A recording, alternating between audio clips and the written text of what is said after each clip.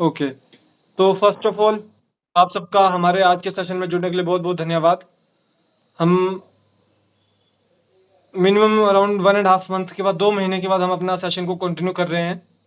इससे पहले हमारे अराउंड 11-12 सेशन हो चुके हैं और जो आज का सेशन है उसी सेशन की कड़ी को जोड़ते हुए और उसी में नए चीज़ों को जोड़ते हुए हम चलने वाले हैं। एक जो चीज़ अब हम अगले जो सेशन है उसमें जो कंटिन्यू करने वाले हैं वो रहेगा कि हम डिजीज़ के ऊपर डिस्कस किया करेंगे। जैसे आज हम किडनी के कुछ डिजीज़ के ऊपर डिस्कस करने जा रहे हैं, जैसे कि सिस्ट हो गया, फिर आपका स्टोन हो गया, क्रोनिक डिजीज़ हो गए किडनी के, इस तरह से। तो एक तो हम इस चीज़ को डिस्कस करेंगे आने वाले सेशंस में, डिजीज़ बेस डिस्कशन होगा, उसमें किस किस रेमेडी का आपको डिजीज़ में यूज़ करना होता है, किडनी सेक्शन की डिजीज़ में आपको कौन से मेन रेमेडीज़ यूज़ करने हैं, कौन-कौन से रेमेडी क्या फ़ॉर्मूला बनता है, कैसे फ़ॉर्मूला बना सकते हैं, उसके रिगार्डिंग पूरा शेयर किया जाएगा। और इस इन्फॉर्मेशन में जाने से पहले मैं आपको बताना चाहूँगा कि अराउंड 14 और 15 ऑफ दिसंबर को हमारा दिल्ली में 2 डेज़ का सेमिनार है। कोई भी पर्सन चाहे तो उसका जो डिटेल है वो हमारे ग्रुप्स में शेयर किया गया है। आप सबके पास हमारा नंबर भी है। आप उनसे कन्फर्म करके अपने दिल्ली सेमिनार को भी आप बुकिंग करवा सकते हैं और वहाँ पे विज़िट कर सकते हैं। वो सेमिनार में डॉक्टर संजीव सर का सेमिनार रहेगा, उसमें वो उन्हीं के द्वारा सारी इन्फॉर्मेशन प्रोवाइड करवाई जाएगी। बेसिक लेवल का सेमिनार भी है और कुछ एडवांस लेवल की क्वेरीज़ भी उसमें क्लियर की जाएँगी।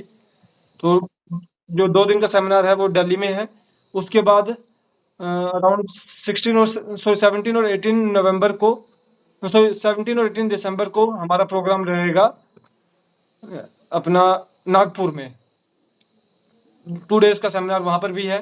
तो जो महाराष्ट्र या महाराष्ट्र के पास के जो स्टेट के पर्सन्स हैं, वो उस प्रोग्राम को भी विज़िट कर सकते हैं।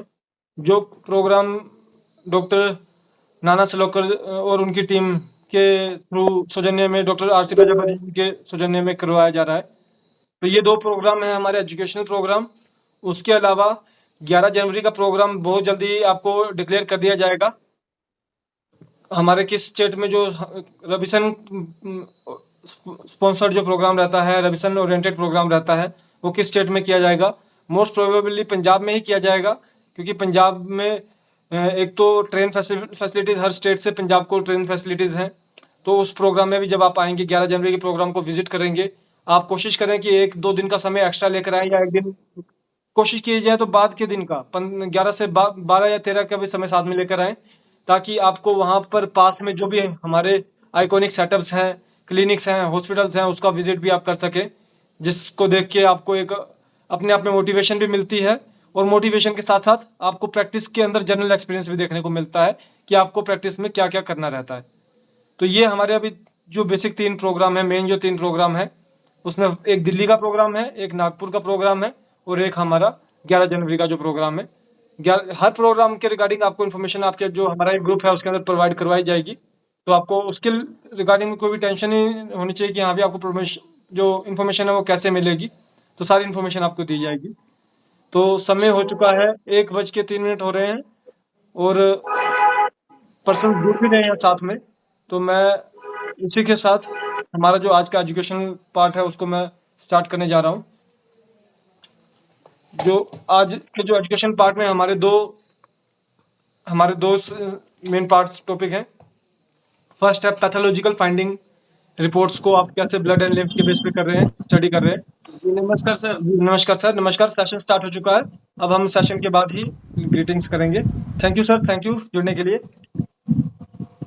जी, तो फर्स्ट हमारा पैथोलॉजिकल फाइंडिंग का जो हमारा पार्ट है, मैं उसको स्टार्ट करने से पहले थोड़ा-सा जो नए जुड़े हैं, मैं का देख पा रहा हूँ आज काफ़ी पर्सन न्यू भी जुड़े हैं, और काफ़ी इसमें से हमारे जो प्रोग्राम हुआ था 2 डेज़ सेमिनार हुए हैं बिहार, झारखंड और वेस्ट बंगाल में, वहाँ से भी काफ़ी पर्सन जुड़ रहे हैं। उसके अलावा भी कई कुछ जिनसे पास्ट के 2 महीने में कंपनी ने कॉन्टैक्ट किया है, कंपनी को कॉन्टैक्ट हुआ है, वो भी काफ़ी पर्सन जुड़ रहे हैं। तो मैं उनको अपने टॉपिक पे जाने से पहले एक बार रिवीजन करना चाहूँगा। आज का जो हमारा ये बेसिक रिवीजन का ही टॉपिक रहेगा, पैथोलॉजिकल फाइंडिंग्स का। आज मुझे अपनी बात करने में कोई भी दिक्कत नहीं होनी चाहिए, आपको बात समझने में कोई भी दिक्कत नहीं होनी चाहिए। क्यों? क्योंकि आप और हम सब इलेक्ट्रोहोम्योपैथिक प्रैक्टिशनर्स हैं। मैं ऐसी कोई बात नहीं करूंगा जो इलेक्ट्रोहोम्योपैथी से बाहर की हो, और अगर कोई ऐसी बात होगी तो आपको वो मालूम पड़ जाएगी कि ये इलेक्ट्रोहोम्योपैथी से बाहर की है, तो आप मुझे उस समय पूछ भी सकते हैं और बता भी सकते हैं। तो इसी के साथ हम जो अ, आपसे टॉपिक शेयर किया गया है पैथोलॉजिकल फाइंडिंग, ये हमारी जो न्यू बुक है इसमें वो चैप्टर लिखा गया है। चैप्टर नंबर है हमारा वो चैप्टर नंबर 6, 72 टू 79 पेज पे उसका जिक्र किया गया है। ये चैप्टर नंबर 6 में आपको क्या देखने को मिलेगा कि हमने किस तरह से जो रिपोर्ट्स होती हैं, जैसे किडनी फंक्शन टेस्ट की रिपोर्ट है, लिवर फंक्शन टेस्ट की रिपोर्ट है, कंप्लीट ब्लड काउंट की रिपोर्ट है, उसके साथ यूरिन की रिपोर्ट है, उस रिपोर्ट को हमने ब्लड एंड लिम्फ के पैरामीटर पे डिवाइड किया है। ब्लड एंड लिम्फ किसका पैरामीटर है? इलेक्ट्रोहोम्योपैथी का पैरामीटर है। उस पैरामीटर को किसने बताया है? काउंट सीजर मैटी जी ने। उन्होंने डायग्नोज करने के लिए टेम्परामेंट डायग्नोसिस को बनाया, जिसमें हम सेंग्वाइन और लिम्फेटिक चैनल के बेस के ऊपर पेशेंट का डायग्नोज बनाते हैं। और उसी सेम टेम्परामेंट डायग्नोज को मद्देनजर रखते हुए, को ध्यान में रखते हुए, हमने जो ब्लड एंड लिम्फ के रिगार्डिंग जो हमारे रिपोर्ट्स होते हैं, पैथोलॉजिकल रिपोर्ट्स होते हैं, आज के टाइम पे पेशेंट के पास और कुछ हो ना हो, अपने बीमारी के रिगार्डिंग रिपोर्ट्स जरूर होते हैं। तो उन्हीं रिपोर्ट के रिगार्डिंग पे हमने उसको ब्लड एंड लिम्फ में बनाने की कोशिश की है। तो इसमें आपको, जब आपके पास किसी पेशेंट का रिपोर्ट आता है, आपको सबसे पहले आप उसका टेम्परामेंट जो कंफर्म करेंगे, पेशेंट का टेम्परामेंट कंफर्म कर लेते हैं। मान लीजिए आपको मालूम पड़ जाता है पेशेंट लिम्फेटिक है या सेंग्वाइन है, जिस भी टेम्परामेंट का पर्सन है, तो आप उसके बेस पे गैस लगा सकते हैं कि इसके रिपोर्ट में जो पैरामीटर हैं वो लिम्फेटिक वाले खराब होंगे या फिर सेंग्वाइन वाले खराब होंगे। फॉर एग्जाम्पल, अगर मान लीजिए आपको पता चल गया पेशेंट जो है वो लिम्फेटिक है, तो उसके लिम्फ के पैरामीटर खराब होने चाहिए, तो आप उसे बोल सकते हैं कि किडनी फंक्शन करवाइए, लिवर फंक्शन करवाइए, सीबीसी करवाइए। तो उसमें उसके कौन कौन से पैरामीटर खराब हो सकते हैं, आप उसे पहले बता सकते हैं कि मान लीजिए कि आप अगर किडनी फंक्शन करवाएंगे तो उसमें हो सकता है आपका यूरिक एसिड खराब देखने को मिले, फॉस्फोरस खराब देखने को मिले। वहीं पे अगर आप एलएफटी करवाएंगे तो हो सकता है आपको फॉस्फेट एल्कलाइन खराब देखने को मिले, बिलरुबिन खराब देखने को मिले। इसी तरह अगर आप सीबीसी करवाने के लिए बोलेंगे तो हो सकता है उसको टीएलसी डीएलसी खराब देखने को मिले, सॉरी डीएलसी खराब देखने को मिले, लिम्फोसाइट खराब देखने को मिले, एसिनोफिल्स खराब देखने को मिले। इस तरह से आप उसको, ये जो इन्फॉर्मेशन है ये हमने इस बुक में दी है कि कौन सा पैरामीटर लिम्फ के अंडर आता है, कौन सा पैरामीटर ब्लड के अंदर आता है। आपने पहले क्या किया, पेशेंट का टेम्परामेंट कंफर्म कर लिया।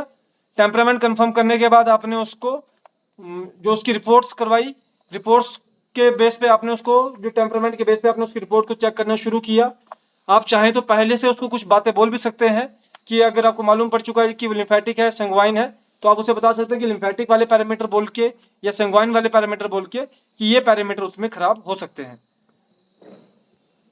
तो इसी के साथ ये हमारा बेसिक जो टेम्परामेंट डायग्नोज को पावर करते हुए, टेम्परामेंट डायग्नोज को ध्यान में रखते हुए, हमने इसमें आपका जो जो डायग्नोज का तरीका, जैसे सीबीसी हो गया, केएफटी, एलएफटी हो गया, उसको हमने ब्लड एंड लिम्फ में कन्वर्ट किया है। इसी के साथ मैं, जो कुछ डॉक्टर्स हैं, अगर आपको लगता है कि कोई बात पूछने वाली है तो क्या मुझसे पूछना चाहेंगे अभी? किसी डॉक्टर का इस चीज के ऊपर कोई क्वेश्चन, कि जो अभी आपको इन्फॉर्मेशन दी गई? सर मैं न्यू डॉक्टर हूँ जी सर। और मैं इसमें ये जानना चाहूंगा कि जैसे किडनी पेशेंट आता है जी और किडनी पेशेंट आया, सस्पेक्टेड, मैंने डायग्नोस कर लिया कि he is suffering from kidney trouble, जी बट मैं उसका टेम्परामेंट सेलेक्ट नहीं कर पा रहा हूँ कि वो लिम्फेटिक है कि मिक्स्ड है या क्या है। वो टेम्परामेंट वो कैसे सेलेक्ट करेंगे, वो थोड़ा सा आप ये हमको। जो आपका क्वेश्चन है वो डायग्नोज में टेम्परामेंट के बेस पे क्वेश्चन है। तो जी आपको आप बिल्कुल सही बोल रहे हैं। आप अभी हमारे साथ जुड़े हैं, पिछले 10 सेशन के अंदर हमने उसको भी कवर किया है। मैं आपको एक बार फिर से थोड़ा सा एक बेसिक सा डिटेल बताना चाहूंगा कि टेम्परामेंट में आपको किस तरह से उसे या फिर टेम्परामेंट। आपके कोई, आपके पास ये आपके बुक, ये आपके पास हमारा ये बुक अवेलेबल हो चुका है? मेरे पास में सर पुराना बुक है। पुराने बुक में भी लिखा गया है इंफॉर्मेशन टेम्परामेंट के रिगार्डिंग पे। तो जब आप उसमें सुनिए ना, पढ़ेंगे तो उसमें लिखा गया है कि चाल चलने के ढंग से आप टेम्परामेंट का गेस करेंगे, उसके बिहेवियर के ढंग आई से नो टेम्परामेंट को गैस करेंगे, है ना? ये सारी इन्फॉर्मेशन तो आपने पढ़ी होगी उसमें। समझ रहा हूँ मैं, जी, जी। लेकिन ये जो आपके ऑडियो हैं या वीडियो हैं, जी, जी, जी। ये यूट्यूब में कहीं कोई चैनल है क्या? जी, वो जी, जी, जी। चैनल को आप थोड़ा सा डिस्क्लोज आपको कर दें बिल्कुल, बिल्कुल जिससे। आपको दिया जाएगा। एक्चुअली क्या है कि आपसे अभी हमारे कुछ दिन पहले ही ज़्यादा जुड़े हैं, तो हम ड्यूरिंग सफ़र के दौरान आपको सारी इन्फॉर्मेशन दे नहीं पाए हैं। अभी आपको हमारे जो मैंने कंपनी कॉरेस्पोंडेंट होते हैं, उनका मैं, कॉल भी आना है। वो आपको जब वो कॉल करते हैं, तो उसी दिन वो आपको सारी जो डिटेल है, वो भी प्रोवाइड करवा देते हैं। मैं आपको अपनी और तरफ से मैंने इस अभी कॉल के इस सेशन के बाद आपको वो सारा जो डिटेल है, ग्रुप में डाल के दिया जाएगा सर, कोई उसमें दिक्कत की बात नहीं है। मैंने तो हिट भी बुलवाई थी बीच में, जी, जी। और डॉक्टर संजय शर्मा जी से बात हुई थी, तो उन्होंने मेरे को कोई एक कॉल सेंटर का नंबर दिया था। जी, जी, जी, जी, वो हमारा नंबर ही था सर। अब वो जो भी रहा हो, जी, आप जी, जी। अदरवाइज ना लो मेरी बात का। जी, जी, जी। और फिर उसमें मैंने कुछ डिजीज के बारे में मैंने प्रोटोकॉल पूछे थे। जी, जी, जी, जी। वो प्रोटोकॉल मिलने के बाद में जब मैंने पेशेंट को दिया, तो उसका जो मेरे को फीडबैक मिलना चाहिए, जी। वो प्रॉपर फीडबैक में अपने आप में सेटिस्फाई नहीं हुआ मैं। ओके, तो आपने उस पेशेंट को कम से कम 3 मंथ के लिए ट्रीटमेंट लिया है, कंपनी के साथ डिस्कस करके? नहीं, 3 मंथ का नहीं दिया ना, फर्स्ट में ही मैंने मतलब उसको 2 दिया वीक तो। उसमें उसमें ही आपको जब शुरू में बताया गया होगा कि देखिए हमने उससे 3 मंथ का टाइम माँगा है पेशेंट से, ठीक है? जी 3 मंथ के टाइम के अंदर हम क्या करेंगे कि पहले उसको 2-2 हफ्ते का टाइम लेके हम उसको 3 बार दवाई देंगे, 1.5 महीने के लिए, है ना? अब मान लीजिए जी कि 2 हफ्ते की दवाई दी हमने, आपको एक सैटिस्फाइड रिजल्ट नहीं आया। फिर जी। आप उसमें फिर से आपको ये भी बताया गया कि हमने एक बार तो डिस्कस करना नहीं है पेशेंट को। तो अच्छा। जब आपको पहली बार में जब पेशेंट के ऊपर सैटिस्फाइड रिजल्ट नहीं आया 2 वीक्स के बाद, आप उसी समय पेशेंट डॉक्टर से दोबारा उसी नंबर पे बात कीजिए। उसी फ़ॉर्मूला के बेस के ऊपर हम आपको कुछ और चेंजेस करने को बोलते हैं, डोज़ेज़ के अंदर चेंजेस करने को बोलते हैं। वो चेंजेस करते हैं तो जो आपको थोड़ा बहुत कमी जो आपको कोई कमी लगती है, उसके अंदर भी आपको आगे बढ़ोतरी आना शुरू हो जाती है, उसमें कोई दिक्कत की बात नहीं है। पर ये आपका मैं कंटीन्यूअस आपका प्रोसेस रहता है, हमें 3 महीने तक कंटीन्यूअस उस पेशेंट के ऊपर डिस्कस करना ही करना है। चाहे जो मर्ज़ी हो, चाहे रिजल्ट आए, चाहे ना आए, हमें उस पे करना है। और कम से कम नहीं तो तभी आपको बताएगा कि 6 महीने का हमें समय लेना है किसी भी चीज़ किसी भी एक नतीजे पे पहुंचने से पहले, ताकि 6 महीने में कम से कम हमने 30 पेशेंट को चेक किया हो। 30 पेशेंट को जब आप चेक करेंगे, तो आपको खुद ब खुद जो आपको ये दिक्कत आ रही है, आपको मालूम पड़ जाएगा कि कितने में दिक्कत आई, कितने में नहीं आई, है ना? ये चीज़ें आपको मैं उसमें अब क्लियर हो मैं जाएगी। समझ गया कि एक बार डिस्कस करने के बाद में अगर रिजल्ट नहीं मिलता है, तो सेकंड आफ्टर 2 वीक फिर उसके बाद में जी, उससे डिस्कस होना चाहिए। उससे आफ्टर 2 वीक के बाद दोबारा अगले 6 महीने में अगर हम हाँ। उसको 2-2 हफ्ते की दवाई दे रहे हैं, तो 12 बार आएगा आपके पास, है ना? जी तो जी 12 जी। के 12 बार आप में और हमारे में उसके रिगार्डिंग उस पेशेंट के रिगार्डिंग डिस्कशन रहना चाहिए, ताकि जब 6 महीने के बाद आप उस पेशेंट को चेक कर चुके हो, तो जब वो सेम तरह का पेशेंट आपके पास आए, तो आपको दोबारा हमसे डिस्कस करने की ज़रूरत नहीं पड़ेगी, है ना? अब समझ चुका हूँ सर। जी, जी, जी। Thank you. जी, thank you sir, thank you. तो जो सर का क्वेश्चन था, वो था टेम्परामेंट डायग्नोसिस के बेस पे। तो टेम्परामेंट डायग्नोसिस इसमें मैक्सिमम जो न्यू कमर हैं, उनको मैं बता दूं, ये हमारा बुक है। इसके अंदर आपको टेम्परामेंट डायग्नोसिस के रिगार्डिंग पूरा लिखा हुआ इन्फॉर्मेशन है। अभी इसके बाद आपको चैनल का लिंक भी भेजा जाएगा, जिसमें वो सारे टेम्परामेंट डायग्नोसिस के रिगार्डिंग के जो वीडियोज है, वो भी बताए गए हैं। आप उसको स्टडी करेंगे, उसके बाद आप इंडिविजुअली हमसे क्वेश्चन पूछें। देखिए, जब ग्रुप में क्वेश्चन पूछते हैं, तो उसका आंसर नहीं मिल पाता सही से। पर आपके पास वो नंबर जिस नंबर से आएगा, उसमें आपको उसी नंबर पे आप अपना क्वेश्चन लिख के भेजेंगे, क्वेश्चन आपको डेफिनेटली आपको रिवर्स फीडबैक दिया जाएगा, उसमें आपको कभी भी दिक्कत नहीं आएगी। तो इसी के साथ, तो अभी आपसे क्या इन्फॉर्मेशन शेयर किया गया कि टेम्परामेंट डायग्नोस को पहले हम कंफर्म करेंगे पेशेंट के कि किस टेम्परामेंट का पेशेंट है। फिर उस टेम्परामेंट डायग्नोस के बेस पे हम उसको बनाएंगे, जो आपका रिपोर्ट्स को हमने क्लासिफाई किया है ब्लड एंड लिम्फ में।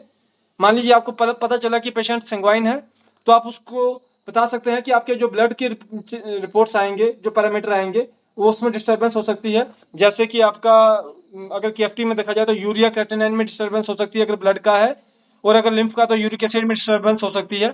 इस तरह से आप उन्हें पहले से जब ये सारी इन्फॉर्मेशन देंगे, आप उन्हें ये चीज़ प्रेडिक्ट करेंगे, उनके लिए पेशेंट के लिए वो क्या चीज़ बन जाएगी, प्रेडिक्शन बन जाएगी। आपने उसको पहले से ये प्रेडिक्ट किया होगा, और पेशेंट के पास जब वही चीज़ें देखने को मिलेंगी, तो पेशेंट के ऊपर आप एक पॉजिटिव इम्पैक्ट भी जाता है। और सबसे बड़ी बात है, पेशेंट ने दवाई तो खानी ही है, पर ऐसा क्या हो कि पेशेंट आपके पास लंबे समय तक दवाई खाए। वो यही छोटी छोटी चीज़ें होती हैं जो पेशेंट को आपके साथ लंबे समय तक बांध के रखती हैं। तो इसी चीज़ को ध्यान में रखते हुए हमने जो ब्लड एंड लिम्फ को बनाते हुए हमने अपना जो डायग्नोस है उसको हमने क्रिएट किया है, खासकर जो रिपोर्ट्स है। इन फ्यूचर में आपको जब भी कोई पेशेंट आता है, आप इस बुक को ओपन कीजिए, आप उस आपके पास इसके पीडीएफ भी होंगे, इसके पेज को ही अपने पास करके टेबल पे लगा लीजिए, रख लीजिए, और उसमें जैसे आपके पास रिपोर्ट आती है, आप उसकी रिपोर्ट चेक कीजिए, देखिए कि कौन से, पहले उसका टेम्परामेंट चेक कीजिए। सर सर जी ये सर। बुक का पीडीएफ कहाँ मिलेगा सर? सर ये बुक का पीडीएफ आप किस स्टेट से बात कर रहे हैं? उड़ीसा से सर। उड़ीसा से, ठीक है, आपको जल्दी प्रोवाइड करवा दिया जाएगा, क्योंकि उड़ीसा में अभी हमारे कोई डिस्ट्रीब्यूटर या फिर कोई भी सेंटर ऑफिस नहीं है। यूजर्स हैं हमारे, पर सेंटर ऑफिस नहीं है, तो आपको ये बुक का पीडीएफ जो है वो डायरेक्टली प्रोवाइड करवा दिया जाएगा। अदरवाइज जो बुक का पीडीएफ प्रोवाइड करवाया जाता है, जो हमारा यूजर, जैसे मान लीजिए जो हमसे किट परचेज कर लेता है, उसको बुक तो दी जाती है, उससे पहले उसको फिर वो जब वो कंफर्म कर देता है तो उसको ये पीडीएफ भी दे दिया जाता है। तो ये पीडीएफ आपको दिया जाएगा, उसमें कोई दिक्कत की बात नहीं है। तो मैंने तो आपके उस किट खरीदा हुआ था सर, लेकिन सर किसी पीडीएफ कारणवश, अभी तक सर उपलब्ध नहीं हुई है। किसी कारणवश हो सकता है कि वो पीडीएफ आप तक नहीं पहुंचाई गई हो। देखिए एक्चुअली क्या होता है कि जब हम लोग अपने सेशंस के दौरान में होते हैं ना, और जैसे अभी हम पिछले 2 महीने से हमारे स्टेट टूर चल रहे थे, तो उसके दौरान में थोड़ा बहुत इन्फॉर्मेशन ऊपर नीचे हो जाती है, तो उसको हम आके अभी हमारे को 1 वीक हुआ है वापस लौटे हुए, तो अभी हम सारों को जो वन सीरियल नंबर वाइज उसको भेज रहे हैं। जल्दी आप तक भी आपका जो डिटेल्स है वो सारे मिल जाएंगे सर। तो ये था हमारे जो, जी जी जी हेलो। जी सर प्लीज। जी सर, ये अगर मिक्स टेम्परामेंट के पेशेंट है जी जी जी तो उसमें हम कैसे डायग्नोसिस कर पाएंगे सर? सर अब देखिए उसमें क्या होगा कि मान लीजिए उसमें भी आप यूं समझ लीजिए कि 60 और 40 वाली बात होनी चाहिए, या 70 और 30, यस या सर। 80 और 20 वाली, है ना। अब मान लीजिए कि आपको पता चल हम्म। गया, पेशेंट, आपने पेशेंट का टेम्परामेंट चेक किया, उसमें उसको 80% जो टेम्परामेंट के जो फीचर हैं वो लिम्फेटिक वाले मिल रहे हैं, पर 20 सेंग्वाइन वाले मिल रहे हैं। हम्म। इसका है तो वो हम्म। निकल तो मिक्स में आया ना, पर वो हुआ किसका, हम्म। डोमिनेंसी किसकी हुई उसमें, लिम्फेटिक की। इसी तरह से हो सकता है कि किसी में हम्म। 60% लिम्फेटिक के हो पर 40% सेंग्वाइन के हो, है ना। तो उसमें डोमिनेंसी किसकी निकल आई उसकी, लिम्फेटिक की, क्योंकि उसमें भी उसमें क्या हुआ, कहाँ पे एक पेशेंट में आपके हो सकता है 90% जो नेचर है वो लिम्फेटिक वाली है, 10% सेंग्वाइन की है, पर सेम ही उसमें भी जो डोमिनेंसी है वो लिम्फेटिक की हुई। पर सेम एक पेशेंट होगा जिसमें 60% जो डोमिनेंसी होगी, जो फीचर होंगे वो लिम्फेटिक के होंगे और 40% सेंग्वाइन के होंगे, तो बड़े मार्जिन के लेवल से वो डोमिनेट हो रहा है लिम्फेटिक से ना। तो इस तरह से इन चीजों को ध्यान में रखते हुए हमें अपना डायग्नोस बनाना होता है सर। और एक चीज इसमें ये चीज नहीं दिया हुआ है सर, जी जी ये जैसे ब्लड टेम्परामेंट में जी जी है ना, यूरिया केएफटी में urea creatine and blood urea nitrogen जो है जी जी इंक्रीज करेगा या डिस्क्रीज करेगा? सर देखिए वो फिर लो होगा या हाई होगा? इंक्रीज भी हो सकता है, डिक्रीज भी हो सकता है। हमें दिक्कत देखने को अच्छा मिलेगी अच्छा। इस वाले पैरामीटर में, चाहे वो अच्छा इंक्रीजिंग की अच्छा। दिक्कत हो चाहे वो डिक्रीजिंग की अगर वो बढ़ रहा है तो भी दिक्कत दे रहा है, अगर कम हो रहा है तो भी दिक्कत दे रहा है ना। यस यस जी, इसलिए जो दिक्कत यस जो यस आपको यस। जो पैरामीटर डिस्टर्ब मिलेगा वो आपको ये पैरामीटर डिस्टर्ब मिलेगा। इसके बेस पे हमें आगे अपना अच्छा। जो डायग्नोसिस है उसको क्रिएट करना है। और देखिए सबसे बड़ी बात है, ये आपको रिपोर्ट करवाने से पहले ही आप उसकी रिपोर्ट को जज करके बता सकते हैं पेशेंट को, ठीक है। मान लीजिए आपके पास पेशेंट आया, आपको मालूम पता चल गया कि ये हमारा जो पेशेंट है ये लिम्फेटिक का है।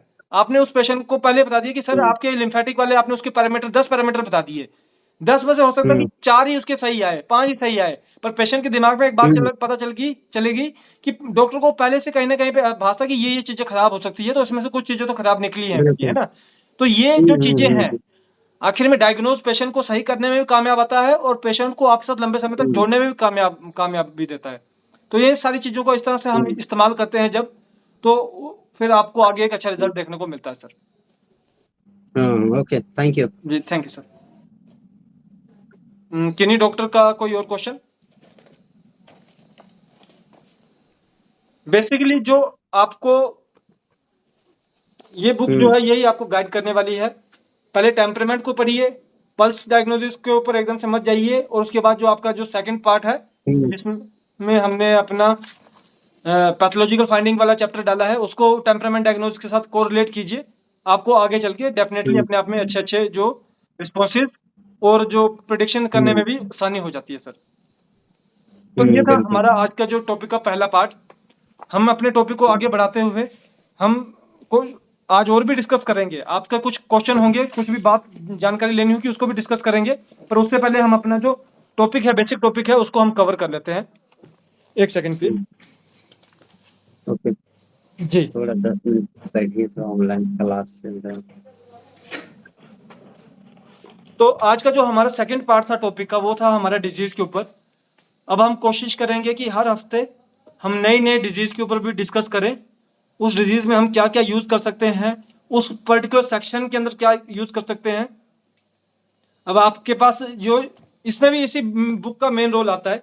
लास्ट में एंडोफॉल में जब आप जाएंगे, इसमें आपको बुक में last chapter, second last chapter देखने को मिलेगा, जिसमें फॉर्मूलाज लिखे गए हैं पेज नंबर 131 पे। जब आप 131 पेज नंबर पे जाएंगे, उस पर पूरा इंडेक्स बना हुआ है कि किस वाले पेज पे किस सेक्शन का, कि किस वाले पेज पे आपके लीवर के रिगार्डिंग या जीआईटी के रिगार्डिंग डिजीज के लिखे हैं, किस वाले में गायनी के लिखे हैं, किस वाले में केयूबी के लिखे हैं, यूरिनरी ट्रैक्ट के लिखे हैं। इस तरह से वो सारी चीजें आपको इसमें देखने को मिलेंगी। तो ये चीज आपको इंफॉर्मेशन आपको इस बुक से मिल रही है। पर आज का जो हमारा टॉपिक था, वो था हमारा main kidney stones, kidney cyst, nephrosis and hydronephrosis, और आपका क्रोनिक रीनल फेलियर और किडनी फेलियर। इन 4 से 5 चीजों के ऊपर हम थोड़ा डिस्कस करेंगे। मैं आप सबसे रिक्वेस्ट करूंगा कि अपने अपने नोटबुक को भी अपने पास रखें, क्योंकि पहले मैं कुछ आपको रेमेडीज लिखवाऊंगा कि इन रेमेडीज का हम केयूबी में मैक्सिमम जब भी आपको यूज करना है तो इसी रेमेडी के अंदर उसको यूज करना है। और उसको आप में से कई ऐसे डॉक्टर हैं जो हमसे पहली बार जुड़ रहे हैं, पर कई हमारे पुराने डॉक्टर भी हैं। तो जो पुराने डॉक्टर हैं उनको मालूम है कि हमारा एक फॉर्मूला मेकिंग का कॉन्सेप्ट है, राइट। वो कॉन्सेप्ट भी इस बुक में लिखा गया है, जिसमें हम एक बिफोर मील फॉर्मूला बनाते हैं, एक आफ्टर मील फॉर्मूला बनाते हैं। जो बिफोर मील फॉर्मूला, जी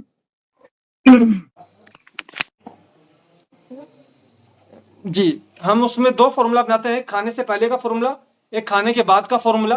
खाने से पहले के फॉर्मूला में हम 3 रेमेडीज का यूज करते हैं, जिसमें बेसिक है क्योरिंग, सिस्टमिक और पॉजिटिव इलेक्ट्रिसिटी।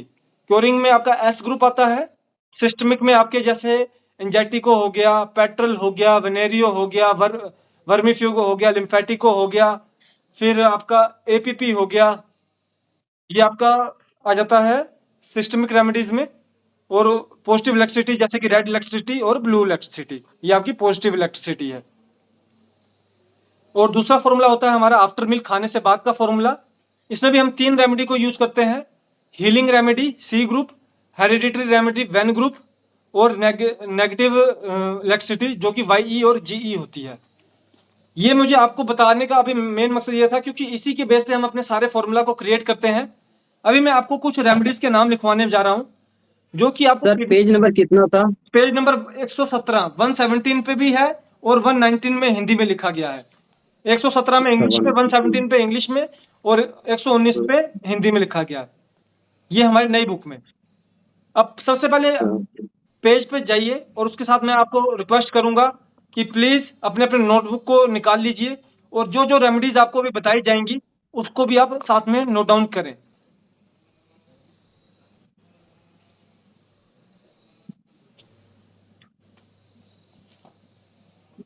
जी, सबसे पहले है S2, स्पोरोफ्लोसो 2, S2, S3 और S6। इन 3 रेमेडीज को नोट डाउन कर लीजिए प्लीज।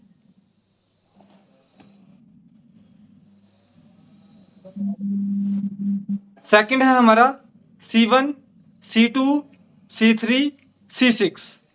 इन 4 रेमेडीज को नोट डाउन कर लीजिए प्लीज।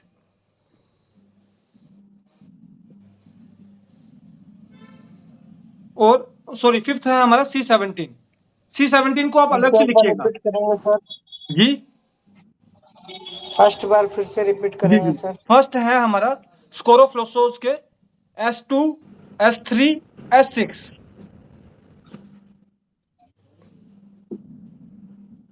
S2, S3, S6।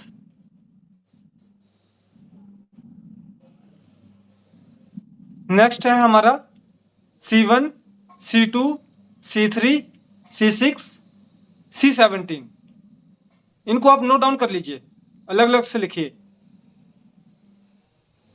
फिर उसके बाद L1,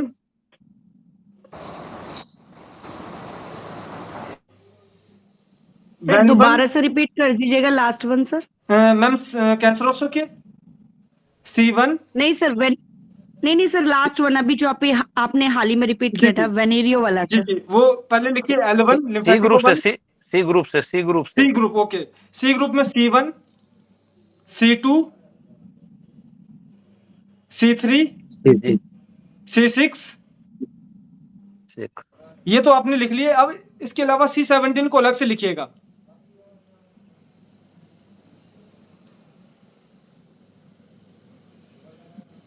अब नेक्स्ट आता है आपका A2 L1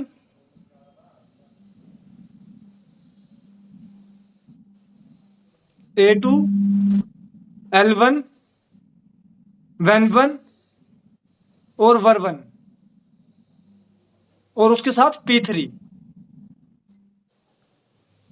A2 L1 WEN1 और WER1 और P3 ये हमारे टोटल 1 2 3 4 5 6 7 8 9 10 11 12 13 टोटल हमारी 13 रेमेडीज होगी ये जो कि रेमेडी बेस है।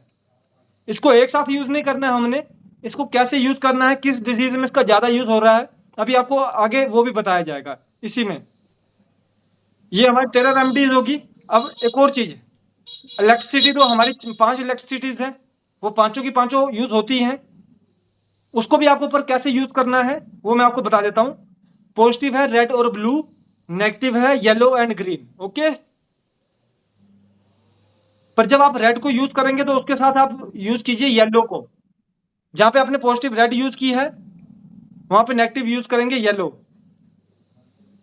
और जहां पे आपने पॉजिटिव ब्लू यूज की है वहां पे नेगेटिव यूज करेंगे ग्रीन। ऐसे रिमाइंड करेंगे सर। जी जी जी टोटल हमारी 4 इलेक्ट्रिसिटीज हैं, रेड एंड ब्लू जो पॉजिटिव इलेक्ट्रिसिटी है, येलो एंड ग्रीन जो कि नेगेटिव इलेक्ट्रिसिटी है। इतना क्लियर?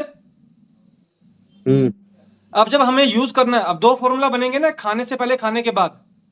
अब जब हमें यूज करना है तो जो रेड, जब हम मान लीजिए रेड इलेक्ट्रिसिटी को यूज करते हैं तो दूसरी जगह किसको यूज करेंगे? पहले हम येलो को। वाई जब हम रेड को यूज कर रहे हैं तो दूसरा यूज करेंगे येलो को। रेड को पहले खाने के पहले ना। जी जी खाने से पहले रेड को, खाने के बाद येलो को।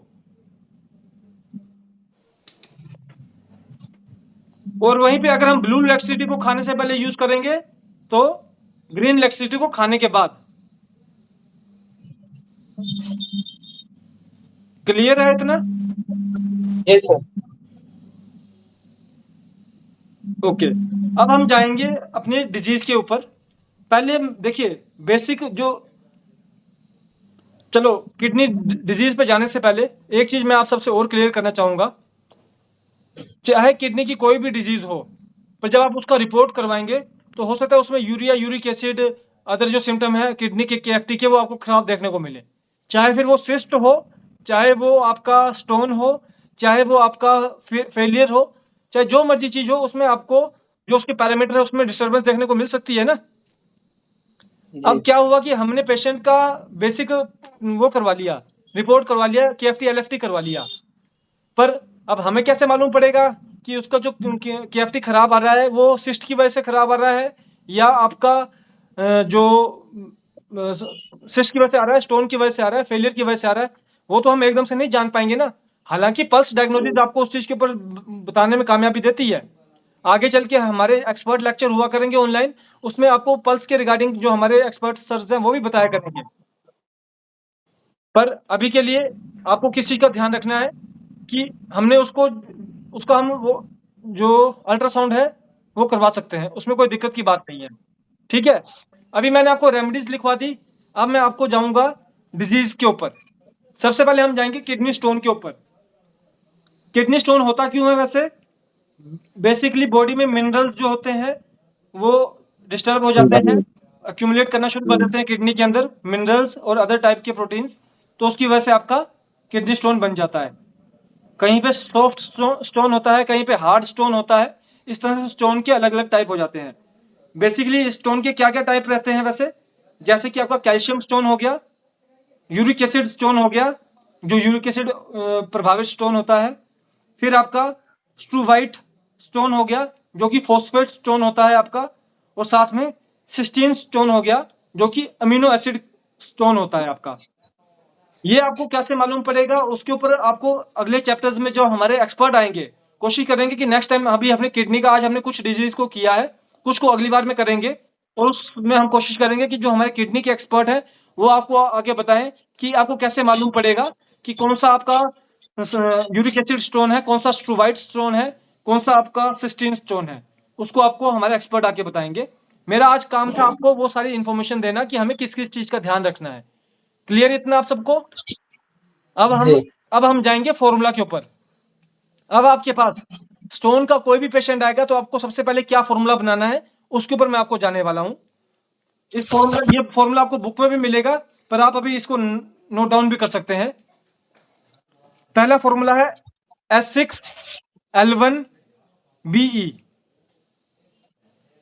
जी सर, फिर से बोलिएगा। पहला फॉर्मूला है एक नंबर में। जी, एक नंबर फॉर्मूला है S6L1BE।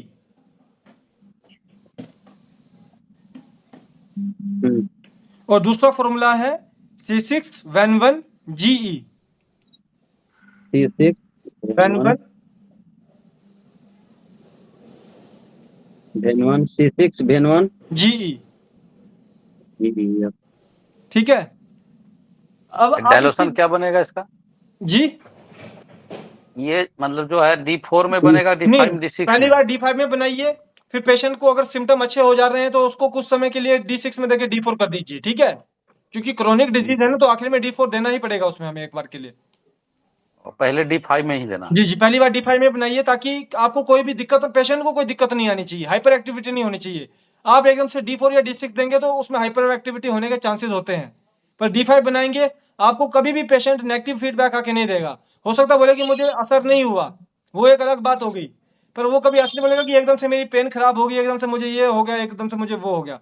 उस तरह से कभी आपको फीडबैक नहीं आएगा, तो उस तरह से पेशेंट आपके साथ लंबा चलता है। फिर तो ये दो ये- फॉर्मूला हो गए, S6L1BE, C6N1GE। ओके, ये ड्रॉप कितना सर? 10 ड्रॉप या 20 ड्रॉप? 15 ड्रॉप्स TDS दीजिए खाने से 5 मिनट पहले, खाने के 5 मिनट बाद 30 ml पानी में। 30 ml है ना? जी जी जी जी। अभी मैं इस फॉर्मूला को आपको थोड़ा सा और अपडेट करके बताऊंगा। जी। अब आप ये फॉर्मूला जब देंगे ना 10 स्टोन के पेशेंट को देंगे, 10 में से 4 तो आपके इसी फॉर्मूला के अंदर पूरे अच्छे हो जाएंगे, ठीक है? कितने हो रहे हैं? 4। पर अब जो बचे 6 हैं उसमें आपको क्या करना है, आप इसमें जो L1 है और जो Ven1 है, सुन रहे हैं आप सब? जी जी। L1 है और जो Ven1 है, L1 की जगह A2 कर लीजिए,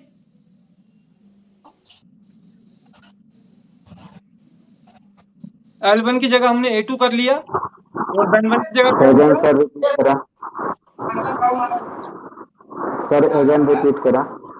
जी रिपीट कर रहे हैं, प्लीज रिक्वेस्ट रहेगा अगर किसी का बीच में माइक ऑफ है तो अपना माइक ऑन है तो माइक ऑफ कर ले प्लीज।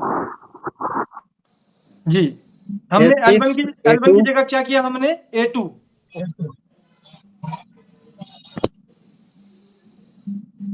कर लिया, ओके।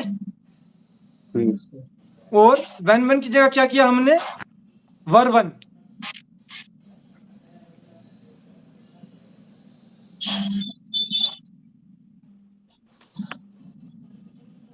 क्लियर है इतना जो अभी आपको बताया गया? सर ये तो जो 2 नंबर मेडिसिन जो था उसको आफ्टर मिलना? जी जी, आफ्टर मिल जी। तो Ven1 पहली बार जो देंगे, जी जी, पहली बार देना है L1 देना है, बाद में यदि नहीं हो तो उसको चेंज करने के लिए L1 की जगह पे A2 और Ven1 की जगह Ver1 देना है। जी बिल्कुल बिल्कुल, ठीक है। रिप्लेस तो तब करना है ना सर, अगर पेशेंट बता रहा है, अगर वो कह रहा है कि I am comfort with that, तो जी, फिर जी। तो चेंज ही नहीं फिर करना है। नहीं, मैंने वही आपको बताया ना कि 10 में से आपको 4% तो आगे शुरू में यही बोलेंगे कि जी, आपको जी, उसको रिलीफ बिल्कुल आ रहा है, सर। ठीक है? 2 हफ्ते के अंदर वो बोलेगा कि उसको रिलीफ है, ठीक है? आगे जो ये चीजें ये हम उन 6 पे करने वाले हैं ना। अभी सिर्फ आप नोट डाउन कीजिए, इसके बाद इसको हमने करना कैसे है वो भी मैं आपको बताऊंगा, ठीक है? पहले आप इसको नोट डाउन कीजिए बस। जो मैं आपको बताता सर, रहता हूँ, कितने- सामने नोट डाउन करते जाइए बस। कितने MM स्टोन के ऊपर काम करेगा ये दवाइयाँ? सर आपका जो भी मैक्सिमम साइज आपका मान लीजिए 15 है, 20 है, मल्टीपल है, उस देखिए। अच्छा, आप मुझे एक ये बहुत अच्छा क्वेश्चन पूछा आपने। आपके पास जब रिपोर्ट आती है ना, स्टोन की रिपोर्ट आती है किसी भी, चाहे गोल ब्लैडर हो चाहे किडनी का स्टोन हो, तो 70 to 80% रिपोर्ट्स में लिखा होता है कि multiple pieces, average size 11 mm लिखा होता है, 10 mm, 8 जी mm। जी जी। अब आप मुझे ये बताइए, मल्टीपल पीसेस का मतलब ये, अब हम ये तो नहीं बोल सकते कि सिर्फ स्टोन 11 mm है, उसमें लिखा एवरेज साइज 11 mm है ना, पर साथ में ये भी लिखा कि मल्टीपल पीसेस। अब मल्टीपल पीसेस का अगर एवरेज साइज 11 mm आ रहा है, तो 11 mm से बड़ी ही होंगी उसको मल्टीपल पीस, छोटे तो नहीं होने वाले।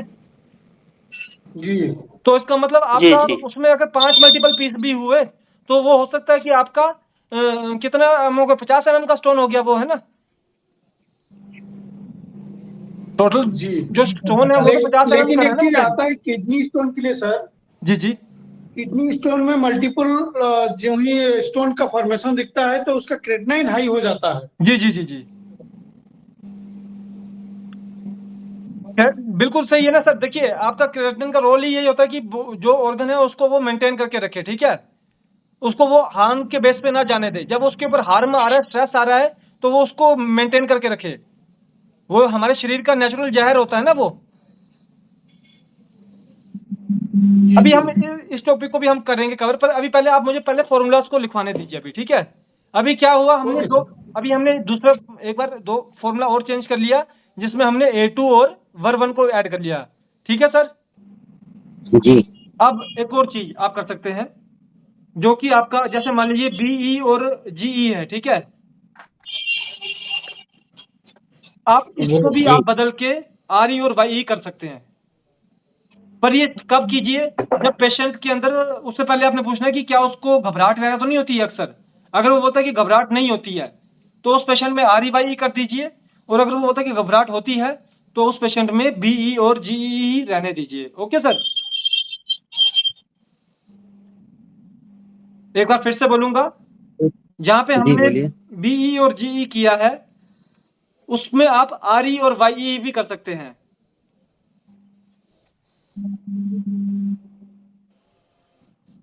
पर हेलो, जी सर प्लीज। यूपी औरैया से डॉक्टर राजेश। जी, तो डॉक्टर साहब, जी जैसे सर। यूएसजी में कंसल्ट नहीं होती है कभी कोई मल्टीपल, जी जी तो यूएसजी की जगह पे एक्सरा नहीं करा सकते?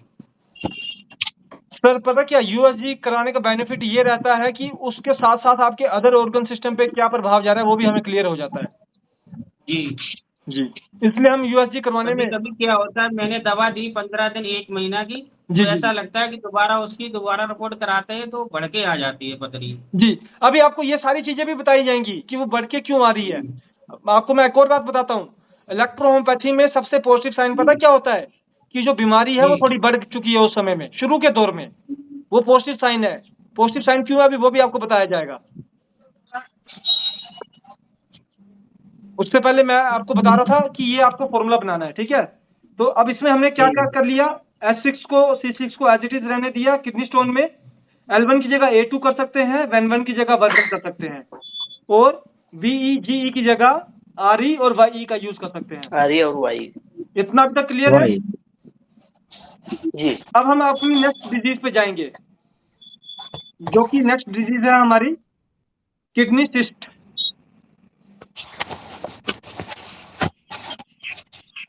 ओके, किडनी सिस्ट पहले होती क्या है और कैसे होती है, ये जो हमारी बॉडी की जो किडनी की जो अपर सरफेस होती है, उसके ऊपर हमारे कुछ लिक्विड जो हमारे फ्लूइड्स होते हैं, फ्लूइड्स उसके पाउच बन जाता है। कभी गोल पाउच होते हैं, कभी अनइवन शेप पाउचेस होते हैं, पर वो आपके किडनी के सरफेस के ऊपर बन जाते हैं, जो कि उस न्यूट्रिशन को, किडनी को, आउटर न्यूट्रिशन को अब्सॉर्ब करने से रोकते हैं, जिसकी वजह से वो सिस्ट बन जाती है, ठीक है। अब आपको इस सिस्ट में भी आपके जो बेसिक जो टाइप रहता है, वो जैसे कि आपका सेरोस होता है, सेरोस फ्लूइड, जो कि बॉडी में आपको जिसको आप बोलेंगे कि दो ऑर्गन के बीच में स्टैटिक बनने से रोकता है, कि दो ऑर्गन के बीच में घिसाव ना हो नरिशमेंट बनी रहे, जो वो ऑर्गन आपस में घिसे ना, तो उस चीज को रोकने के लिए वो सोरस फ्लूइड होता है। तो मैक्सिमम टाइम जब आप जो ये सिस्ट बनती है वो आपकी सोरस फ्लूइड से बनती है सिस्ट। ओके, अब हम इसमें बताएंगे फॉर्मूला क्या क्या हम यूज कर रहे हैं। पहला फॉर्मूला है हमारा जो सिस्ट का फॉर्मूला है S6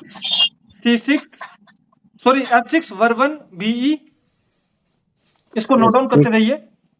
किडनी सिस्ट S6 वर्वन, एक मिनट सर, S6 वर्मीफ्यूगो 1 वर्वन R1 और BE ब्लू इलेक्ट्रिसिटी। और सेकंड फॉर्मूला है C6 वेन1 GE C6 वेन1 GE।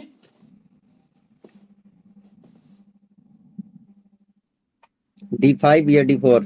ये सर आप D5 देखिए, मैंने आपको बताया कि सबसे पहले D5 भी देना है हमें,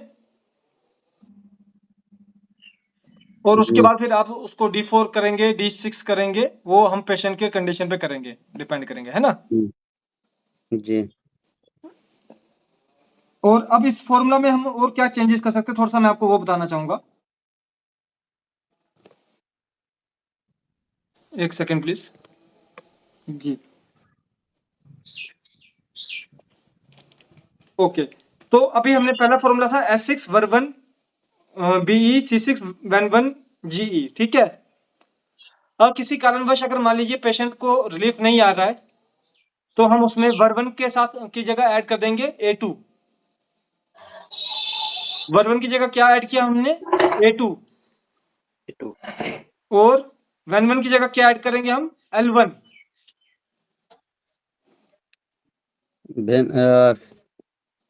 भरवन की जगह A2 ना जी, वर्वन की जगह A2, वेन1 की जगह L1। वेन1 की जगह L1 जी, L1।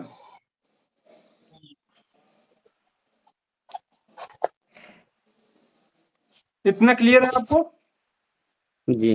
अरे डॉक्टर साहब, जी सर। ये S6 और C6 को अलग अलग क्यों किया गया सर? जी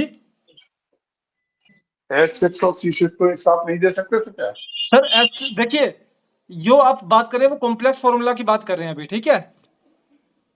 जी जी। उसमें आप S6 और C6 को देंगे। देखिए, मेन पता क्या है, S6 की जो प्रॉपर्टी है वो आपकी है हीलिंग की प्रॉपर्टी, ठीक है। सॉरी, जो स्कोरोफ्लोसो की प्रॉपर्टी है वो क्योरिंग की प्रॉपर्टी है, और जो कैंसरसो की प्रॉपर्टी है वो हीलिंग की प्रॉपर्टी है, ठीक है। अब आप मुझे बताइए, अगर हम दोनों को एक साथ मिलाएंगे तो क्या वो उस तरह से वो परफॉर्म करेंगी? आखिर में हीलिंग और क्योरिंग की नेचर तो सेम है ना, पर जब हम उसको 10 मिनट के गैप पे दे रहे हैं तो दोनों अपने अपने नेचर के अकॉर्डिंग वर्क कर पा रहे हैं। पर जब हम उसको एक साथ मिला के दे देंगे तो उसका उस तरह से एक आपको रिस्पॉन्स देखने को नहीं मिलेगा। शुरू के दौर पे आपको एक क्विक रिस्पॉन्स जरूर देखने को मिलेगा। जब आप किसी पेशेंट में कॉम्प्लेक्स फॉर्मूला देते हैं ना, तो आपको शुरू में तो बहुत अच्छा रिजल्ट देखने को मिलता है, पर एकदम से कुछ समय के बाद वो रिजल्ट आना बंद हो जाता है, ठीक है। सबसे बड़ी जो खामी है वो इस फॉर्मूला की, जो कॉम्प्लेक्स फॉर्मूला की, वो यही है कि पहले तो रिजल्ट आता है पर बाद में रिजल्ट आना बंद हो जाता है। इसलिए अगर आप इसे चेंज कर दें, S6 और C6 को अलग अलग रखेंगे, स्कोरोफ्लोसो और कैंसरसो को आप अलग अलग रखेंगे, आपके पेशेंट में आपको हमेशा कुछ ना कुछ चेंजेस देखने को मिलते रहेंगे। ठीक है, ओके ओके। तो ये था हमारा फॉर्मूला। अब इसमें एक और चीज मैं आपको बताना चाहूंगा कि आप और क्या कर सकते हैं इसमें।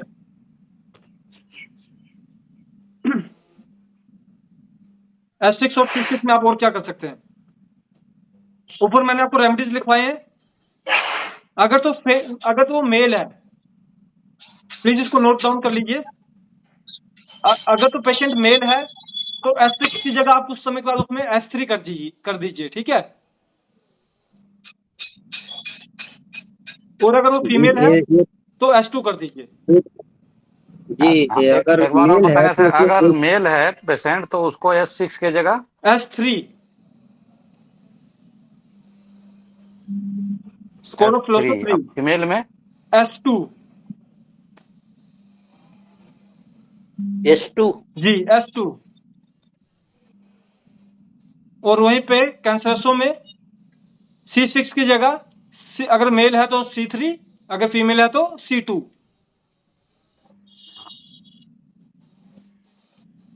किसके लिए लिखा रहे हैं सर? सर ये कौन डिजीज के लिए? Kidney cyst. एक मिनट, सी- फिर एक से बार बताइए, इसको रिमाइंड कीजिएगा। फीमेल है तो सर C3, आराम फीमेल है तो C6 के जगह क्या C2 बोले? C2। अगर मेल है तो अच्छा, C3, मेल में मेल में C3 कैंसरसो 3 और फीमेल में शुरू से C2। बोलिए, और शुरू से बोलिए, शुरू से फर्स्ट। सबसे पहले मैं आपको एक बार मैं फिर से रिपीट करने जा रहा हूँ, मैं फॉर्मूला को फिर से रिपीट करता हूँ। किडनी सिस्ट में जो बेसिक फॉर्मूला है वो है S6-1BE C6-1GE। क्लियर जी। इतना? जी अब आपको पहली बार जो चेंज करना है वो आपको ये S2C2 नहीं करना चाहिए। पहली बार क्या चेंज करना है आपको? वन की जगह A2, वन की जगह L1। L1 ठीक है। अगर जी उसके बावजूद भी कुछ चेंजेस नहीं है, अब इसमें क्या होगा कि 10 में से आपको हो सकता है 7-8 में रिजल्ट आना शुरू हो गया, पर 2-3 अभी भी जिसमें रिजल्ट नहीं आ पा रहा है, तो उसमें आपने क्या किया? फिर S6 की जगह आपने क्या कर दिया? अगर मेल है S3 तो S3, फीमेल है तो S2। अगर C6 की जगह क्या कर दिया? अगर मेल है तो C3 और फीमेल है तो C2। C2। क्लियर इतना?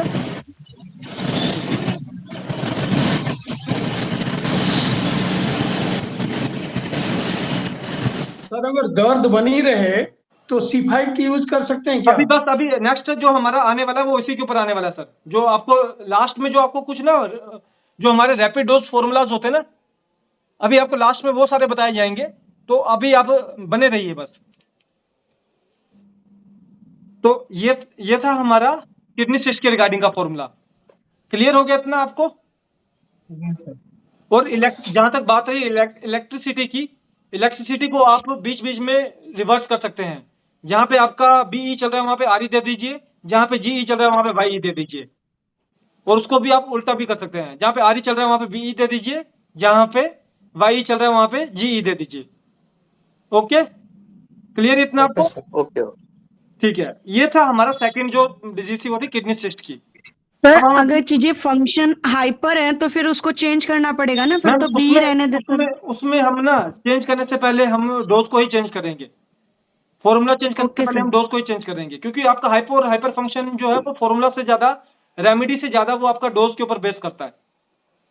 ओके, क्योंकि फंक्शन कहीं पर हाइपर और कहीं पर हाइपो होंगे तो उस हिसाब से भी मेंटेन करना बिल्कुल होगा। बिल्कुल, वो करना ही है। देखिए सबसे बड़ी बात है ना जी कि आखिर में जो वाई का रोल है वो आपका आरई नहीं कर पाएगा ना, जी जी जी जी नहीं कर पाएगा, है ना। तो उसके लिए हमको उसमें फिर हम डोज को थोड़ा सा अगर चेंज कर देंगे तो हमारी रेमेडी भी सेम रह जाएगी और हमारे हाइपर और हाइपर फंक्शन भी कंट्रोल में आ जाएंगे। डोज से मतलब है हमें सर D6 वगैरह में कन्वर्ट करना नहीं होगा, नहीं, वो राइट? तो आपका डिल्यूशन हो गया। डोज का मतलब खाने से 5 ओके। मिनट पहले को 15 मिनट पहले कर अच्छा दीजिए, अच्छा आधा घंटा पहले कर दीजिए, 1 लीटर पानी के साथ पूरे दिन में पिलाइए। वो जो हमारे अच्छा डोज अच्छा, होते हैं। ठीक है सर, जी जी ठीक है सर, क्वांटिटी ठीक है सर। जी जी ओके। जी। अब हम बात करेंगे नेफ्रोसिस एंड हाइड्रोनेफ्रोसिस की। पहले बताते हैं नेफ्रोसिस क्या रहता है, क्या होता है हमारा। नेफ्रोसिस होता है कि जब आपका मैक्सिमम जो इसमें आपका क्या प्रोटीन ज़्यादा यूरिन में रिलीज आउट होने शुरू हो जाता है, जिसकी वजह से आपको नेफ्रोसिस सिंड्रोम बन जाता है।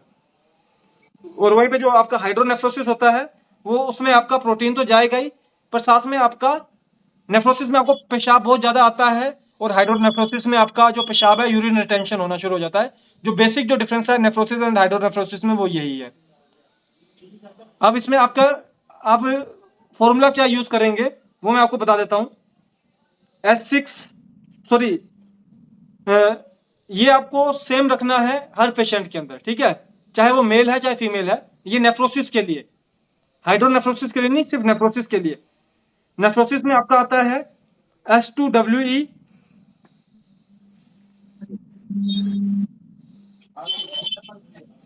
जी सर, एक नंबर बोलिएगा। एक नंबर है S2WE,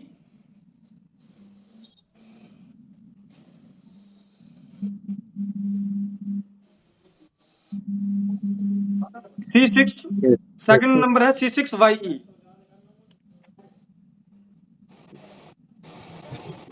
C6Y C6YE D5 जी D5 में ना? जी जी, ये D5 में। पहली बार D5 में दीजिए, फिर D4 D6 जैसे भी आपको चलाना है आप उसको यूज करवा सकते हैं, कोई दिक्कत की बात नहीं फिर से बोलिए है। S6WE फर्स्ट में। जी, फर्स्ट फॉर्मूला जो है वो S6WE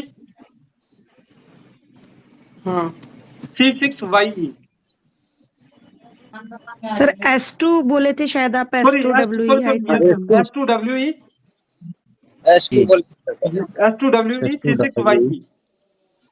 जी टू के बाद सर सेकंड जो प्रोटोकॉल बताए C6Y है ना? जी C6YE है, S2WE C6YE। सर यहाँ पर मुझे थोड़ा प्रोटोकॉल कुछ अलग दिख रहा है, जैसे यहाँ पर कॉमन प्रोटोकॉल जैसे लिखा है आपने S2WE, तो वहाँ पर सेकंड प्रोटोकॉल वहाँ पर होना चाहिए C2YE भी, तो ऐसा भी तो होना चाहिए। नहीं सर, देखिए S2 हमने इसलिए लिया, देखिए नेफ्रोसिस आपका S2 फीमेल रेमेडी तो है ही है, उसके अलावा वो और क्या चीज के ऊपर वर्क करती है मालूम है? Excretion of hormones, excretion of hormones, जो आपके हार्मोनल डिसबैलेंस होता है उसके ऊपर भी आपका S2 काम करता है, ठीक है।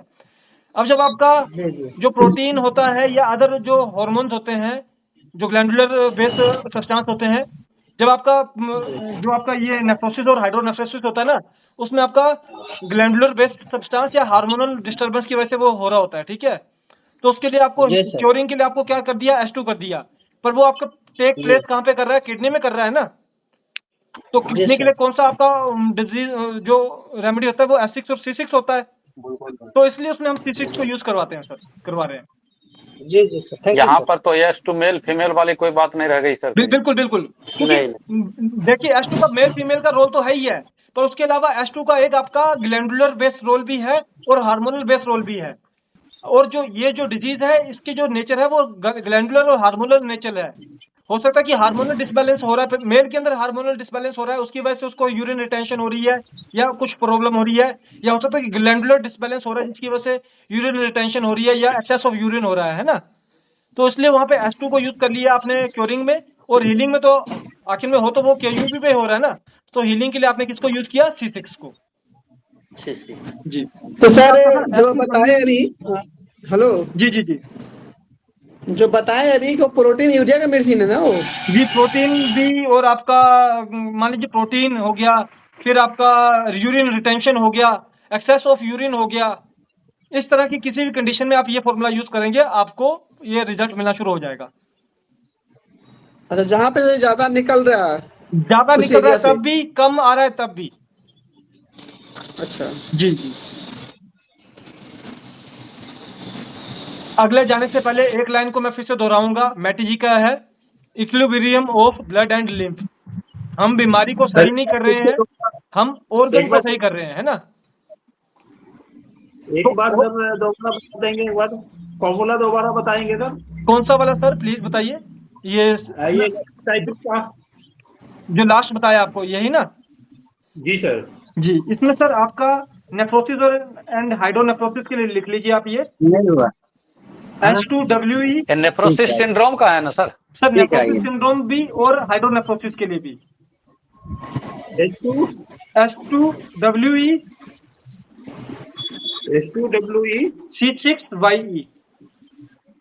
अच्छा, C6Y अलग, दोनों अलग अलग जी, बनाना होगा ना सर? अलग अलग, एक बना दिया एक अलग बना दिया, ठीक है जी। D5 दीजिए सर, D5 दीजिए पहले। अच्छा जी D5 जी, D5 दीजिए सर। सर बोलना चाह रहे थे जी हाइड्रोनेफ्रोसिस में C6Y चलेगा सर? जी C6YE दीजिए सर। ये हाइड्रोनेफ्रोसिस के लिए हुआ जी हाइड्रोनेफ्रोसिस में भी काम करेगा आपका। जी देखिए, ये जो बुक में आपको फॉर्मूला सेम ही मिलेगा, हो सकता है इस फॉर्मूला में कुछ चीजें कम मिले या कुछ चीजें ऐड मिले, पर बेसिक जो होगा सेम फॉर्मूला वो सेम होगा। ऐसा क्यों? रिक्वेस्ट रहेगा प्लीज अपना माइक ऑफ कर ले। ऐसा क्यों? क्योंकि जो आज आपको जो फॉर्मूला दिया जा रहा है ना, ये फॉर्मूला हमारे कुछ एक्सपर्ट जो डॉक्टर्स हैं उनसे ही पूरा कंफर्म करके दिया जा रहा है आपको, ठीक है। बुक वाला फॉर्मूला तो है ही है, मैंने आपको सबसे पहले बुक का फॉर्मूला बताया था, उसके बाद कुछ चीजें ऐड और कम करने के लिए बताई है ना। जो ऐड और कम करने के लिए बताई जा रही चीजें हैं वो हमारे एक्सपर्ट के सजेशन के बेस पे ही बताया जा रहा है आपको। किडनी स्टोन का सर रिपीट थोड़ा करेंगे सर? जी जी, मैं आपको इसको एक बार रिपीट करता हूँ। चलिए, मुझे मेरे टॉपिक का लास्ट पार्ट बच रहा है, उसको बताने दीजिए, उसका फिर मुझे रिपीट करना ही है दोबारा, तो मैं फिर से एक बार रिपीट करूंगा पूरा। Okay sir? Okay sir. जी। अब लास्ट है हमारा CKD, क्रोनिक किडनी फेलियर। आप उसको CRF भी बोलते हैं, क्रोनिक रीनल फेलियर भी बोल देते हैं, है ना? तो किडनी फेलियर के ऊपर आपको, इसमें आपको किसी भी कारणवश हो सकता है आपकी सिस्ट तो बनी हुई है, पर हम उसको CKD कब बोलते हैं? जब आपका पूरे जो फैक्टर्स हैं, चाहे वो यूरिक एसिड हो गया, चाहे वो आपका क्रेटिनिन हो गया, चाहे वो आपका बिलिरुबिन हो गया, आपके अदर फैक्टर जो भी होते हैं, वो सारे आपके जब डिस्टर्बेंस में आने शुरू हो जाते हैं, तो वो आपका CKD के अंदर पेशेंट आ जाता है। बर्न क्रेटिनिन हो गया, यूरिक एसिड, फॉस्फेट, जब आपके किडनी फंक्शन टेस्ट के मैक्सिमम जो पैरामीटर वो खराब होना शुरू हो जाए, और अगर अब हम सिम्टम में देखें तो सिम्टम में हो सकता है कि उसको पेशाब में दर्द हो रहा है, पेशाब में ब्लीडिंग आ रही है, पेशाब में पस आ रहा है, इस तरह के आपको उसमें सिम्टम देखने को मिलने शुरू हो जाएंगे, तो वो कहीं ना कहीं भी आपका CKD का पेशेंट बन जाता है, क्लियर हो जाता है। तो CKD के लिए जो हमारा बेसिक फॉर्मूला है वो क्या रहता है, वो भी जरा आप नोट डाउन कर सकते हैं, प्लीज नोट डाउन कर लीजिए इस फॉर्मूला को। फर्स्ट है S2L1BE,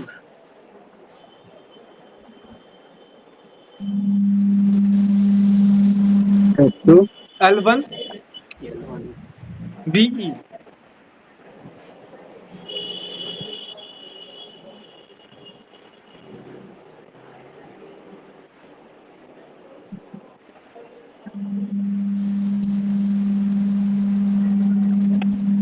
काफी सीनियर डॉक्टर जुड़े हैं, कुछ लेफ्ट भी कर गए थे, तो जैसे Surendra sir, doctor Jagtar Singh Sekhon sir, तो उन सबको नमस्कार।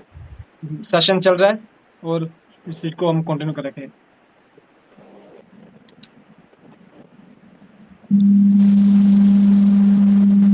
फर्स्ट फॉर्मूला है S2L1BE, सेकंड है C6N1YE।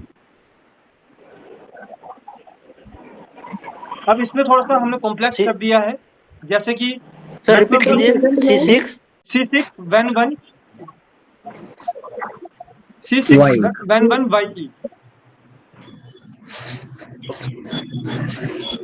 जी,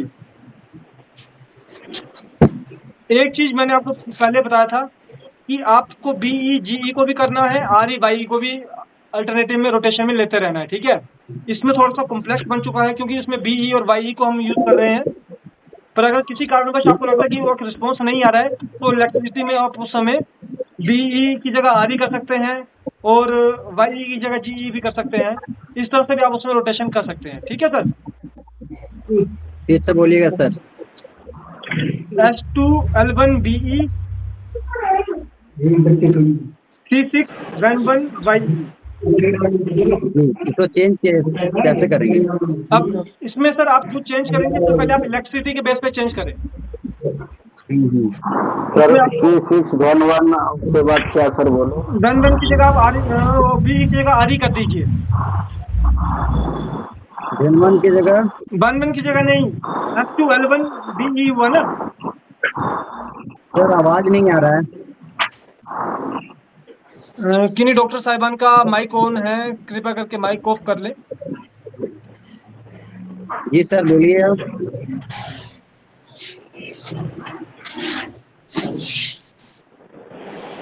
एक सेकंड सर। BE की जगह में? जी, जो आपका BE की जगह पहले फॉर्मूला में BE है, वहां पे आप RE कर सकते हैं, और जो आपका सेकंड फॉर्मूला है जिसमें YE है, वहां पे आप GE कर सकते हैं।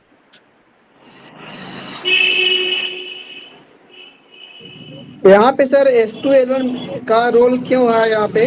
सर किडनी डैमेज हो रहा है किसी भी तरह की जब डेथ एंड डिके भी होती है ना, खासकर अब इसमें क्या ऑर्गन आपका डेथ एंड डिके की तरफ को जा रहा है ना, और उसमें आपके अलग अलग सब्सटेंस जो हैं, जैसे कि यूरिक एसिड हो गया, क्रेटिनिन हो गया, जो आपके ग्लैंडुलर और हार्मोनल सब्सटेंस हैं, वो आपके डिस्टर्बेंस की तरफ को जाने शुरू हो गए, है ना? तो अब एसिसोल नहीं होगा पे? सर S6 को अभी मैं आपको बताने जा रहा हूँ ना, S6 का कहाँ पे, अभी इसमें एक तीसरा फॉर्मूला और ऐड किया जाता है, अभी मैं आपको वो भी बताने जा रहा हूँ। सर ये तो फॉर्मूला इसमें शुगर में भी देते हैं ना सर, C6 वाला। जी जी C6 वेन वाई जो है शुगर में भी देते हैं ना सर। जी, ये दूसरा फॉर्मूला हो गया ना, 2 नंबर का फॉर्मूला हो गया, ठीक है। जी सर, जी अब सर। आपको एक तीसरा फॉर्मूला बताने जा रहा हूँ, जो कि आपका हर डिजीज में तो काम, किडनी के हर डिजीज में काम आएगा, पर जब आपका क्रोनिक रीनल फेलियर का पेशेंट आता है तो उसमें आपको ये देना ही देना है। सर और वो इसमें देना तो है D6 देना पड़ेगा ना, D5 दीजिए सर। क्रॉनिक है तो डी। क्रोनिक है तो वैसे D4 जाएगा वो, पर पहले D5 दीजिए। अच्छा फिर उसके बाद उसको देखिए, आप में से कई ऐसे हैं जिनको उस दिन मैंने बताया भी था कि डोज को बदलना होता है, हमने पेशेंट को पहले बताना होता है कि ये इसी तरह से डोज को लेना है, ठीक है। तो जब वो चीजें होंगी तो डोज जब चेंज होता है तो आपका डाइल्यूशन, सर डाइल्यूशन एक अलग चीज है, डोज एक अलग चीज है, फॉर्मूला एक अलग चीज हो गया, है ना। जी तो जी लास्ट में, सबसे लास्ट में जाके किस चीज के ऊपर बारी आती है, डोज के ऊपर बारी आती है। जो रोल होता है वो डोज का रोल होता है। अगर आप डोज को सही से एडमिनिस्ट्रेट करवा देते हैं तो डाइल्यूशन आपका सही से वर्क करना शुरू कर देता है, चाहे वो कोई भी डाइल्यूशन हो।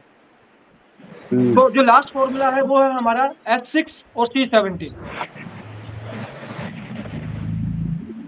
जब आपका क्रोनिक रीनल फेलियर हो पेशेंट का, जब उसकी किडनी के मल्टीपल जो फंक्शन है वो डिस्टर्ब हो रहे हो, तो उसमें आप S6 और C17 का एक ड्रॉप्स बनाइए, D5 में बनाइए, और उसको हर घंटे में 5-5 बूंदे डायरेक्ट टंग पे लेने के लिए कहिए। ड्रॉप कितना सर, 5 ड्रॉप?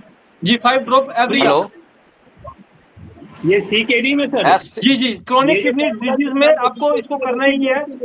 अभी मैं अब आपको इसी के साथ कुछ और चीज जोड़ने वाला हूँ ना, कि अब बताइए सर। जी जी, S6 और क्या बोले सर? S6 और C17, C17 दोनों के कॉम्बिनेशन में बनाना है क्या? जी जी, दोनों को एक में डाल के, और ये आपको हर घंटे में 5 बूंदे पिलानी है पेशेंट को। अच्छा, ये इसके साथ CKD पेशेंट को इसके साथ ही चलेगा? जी जी जी, H2L1 भी CKD में आपको ये 3 फॉर्मूला शुरू में ही चला देने चाहिए, ठीक है। ठीक है। ये तो सर ये फार्मूला जो है किडनी यूरिया सब में काम करेगा ना? सारी चीजों में किडनी, जब CKD का मतलब यही होता है कि उसके मल्टीपल किडनी फंक्शन डिस्टर्ब होने शुरू हो गए। हाँ, urea urea, uric acid, creatinine, ये सारी चीजें डिस्टर्ब होने शुरू होगी। पोटेशियम सब में वो काम करेगा वो। जी जी, ये डोज कितना दिन तक दिया जा सकता है सर? सर देखो, इसको शुरू में 2 हफ्ते तो देना ही चाहिए, ठीक है, रेगुलर।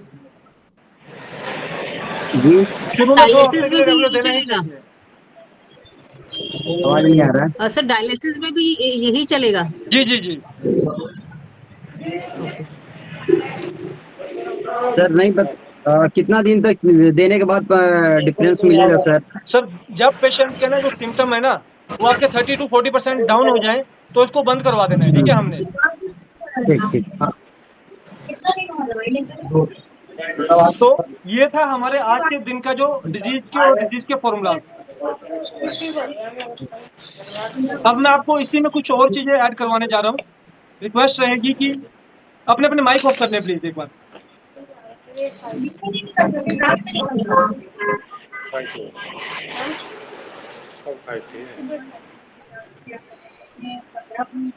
रविशंकर सर अपना माइक म्यूट कर लीजिए।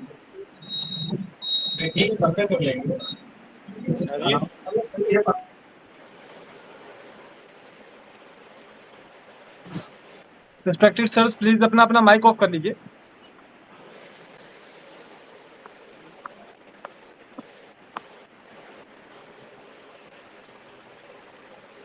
ओके, अभी हमने फॉर्मूला पे सारी बात कर ली, फॉर्मूला में क्या क्या चेंजेस करने हैं वो भी सारी बात कर ली। अब मैं आपको कुछ फॉर्मूलाज बताऊंगा जिसको आप एडमिनिस्ट्रेट करवा सकते हैं किसी भी किडनी के रिगार्डिंग के पेशेंट के अंदर। इसको भी आप नोट डाउन करें प्लीज। पहला है S6 और C6, 2 फॉर्मूला बनाने हैं, एक S6 का बनाना है, एक C6 का फॉर्मूला बनाना है।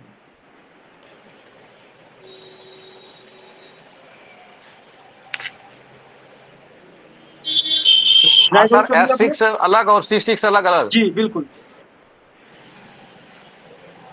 अब इसको बनाइए D6 में।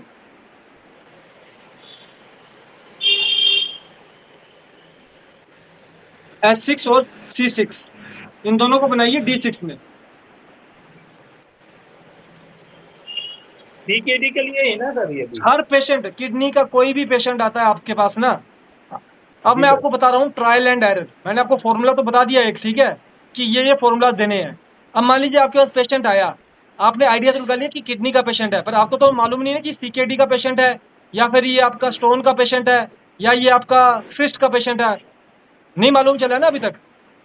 अभी सिर्फ ये मालूम पड़ा कि किडनी के इसके सिम्टम जो है वो किडनी के आ रहे हैं, है ना जी। एक सेकेंड सर प्लीज जी। तो किडनी का आपके पास कभी भी कोई भी पेशेंट आता है, उसमें आप क्या देंगे, S6 का एक फॉर्मूला बना लीजिए, C6 का एक फॉर्मूला बना लीजिए, वो बनाइए D6 में, ठीक है। अब आप इस फॉर्मूला को उसको 1 हफ्ते से 2 हफ्ते के लिए चलाइए अल्टरनेटिव में। पहले घंटे पे S6 दीजिए, दूसरे घंटे पे C6 दीजिए, तीसरे घंटे पे S6 दीजिए, चौथे घंटे पे C6। इस तरह से सुबह से लेकर शाम तक S6 और C6 को अल्टरनेटिव करवा के चलाइए। आपके पास 10 में से 10 पेशेंट को अपने आप में जो सिम्टम्स हैं उसके अंदर रिलीफ आना शुरू हो जाएगा। ये 2 रेमेडीज हैं, इसको जब आप अल्टरनेटिव करते हैं तब ये उसके लिए बताया गया। एक हो गया आपका, ये आप इसको लिख लीजिए इमरजेंसी किडनी फॉर्मूला, ठीक है सर।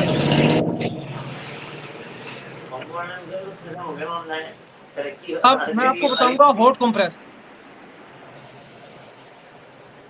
प्लीज हॉट कंप्रेस को भी नोट कीजिए, चाहे वो आपका सिस्ट हो, चाहे वो आपका स्टोन हो। सर जी जी, मैं बोल रहा था इसको टंग में देना है या तो फिर वाटर के डायरेक्ट साथ टंग पे देना है? 5 बूंदे डायरेक्ट टंग पे हर घंटे। जी, यस यस, जी जी। ओके। अब मैं आपको बताऊंगा हॉट कंप्रेस। जितने भी रैपिड डोज वाले डोज होते हैं सर, वो ऑन टाइम ही दिया जाता जी है। जी, वो ऑन टाइम ही दिया जाता है जी। अब मैं आपको बताऊंगा हॉट कंप्रेस। हॉट कंप्रेस में हमारा जो फर्स्ट फॉर्मूला है, आप इसको लिख लीजिए S6 C6 और WE। Hello ji S6 C6 दोनों एक साथ? जी जी, ये हॉट कंप्रेस दे रहे हैं। हॉट कंप्रेस पीने के लिए नहीं दे रहे हैं, ये गर्म सेक करने के लिए दे रहे हैं। S6 C6 WE। ये D4 में बनेगा ना? ये D4 में की जगह D5 बनाइए, D6 बनाइए, कोई इशू नहीं है। S6 C6 WE। अब WE के साथ लिखिए RE।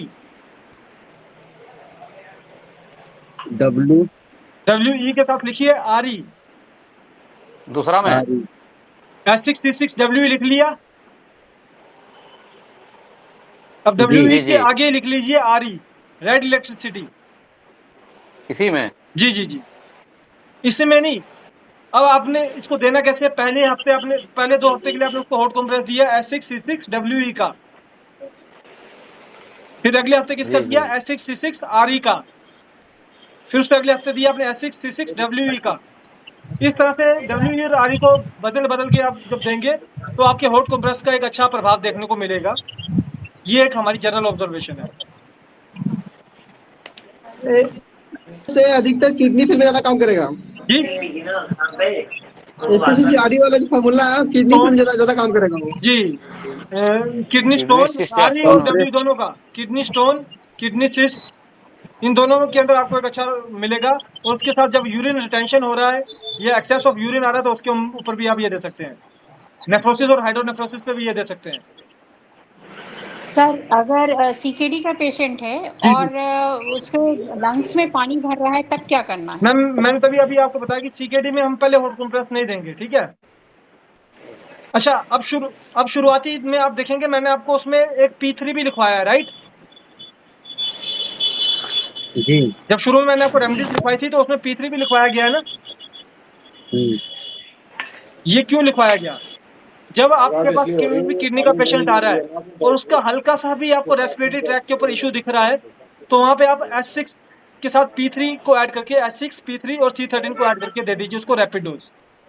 साथ में आगे से कोई गैस्ट्रिक गोली ले लिया करो जिससे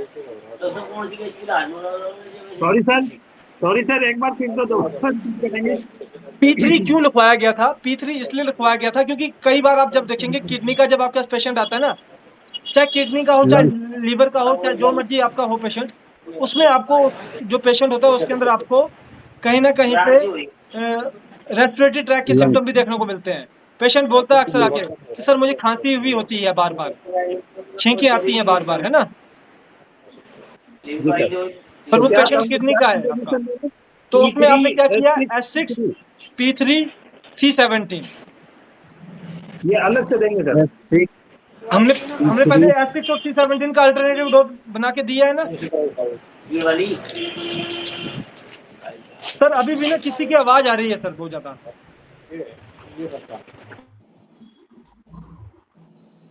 जी हमने एक डोज बनाया था ना, S6 और C17 का डोज बनाया था CKD के लिए, और वो हमने शुरू में चला दिया। पर अब जो अदर डिजीज है, जैसे कि आपका स्टोन हो गया, सिस्ट हो गया, या फिर आपका हाइड्रोनेफ्रोसिस हो गया, इस तरह के जो अदर जो डिजीज है, उसके अंदर हम शुरू में एकदम से रैपिड डोज नहीं देना है कभी भी। क्यों? क्योंकि रैपिड सारी चीजों को एकदम से इस्तेमाल कर लेंगे तो बाद में हम किस तरह से क्या यूज करवाएंगे, है ना। तो 2 हफ्ते, हर डिजीज में 2 हफ्ते के बाद आप एक फॉर्मूला चला सकते हैं जो कि है C17WE। CKD में हमने चलाया सिर्फ S6 C17WE, और नॉर्मल हम किडनी के किसी भी, चाहे स्टोन है चाहे सिस्ट है, उसमें चलाएंगे C17WE। और अगर किसी को रेस्पिरेटरी ट्रैक के सिम्टम बन रहे साथ में, तो उसमें आप C7 जी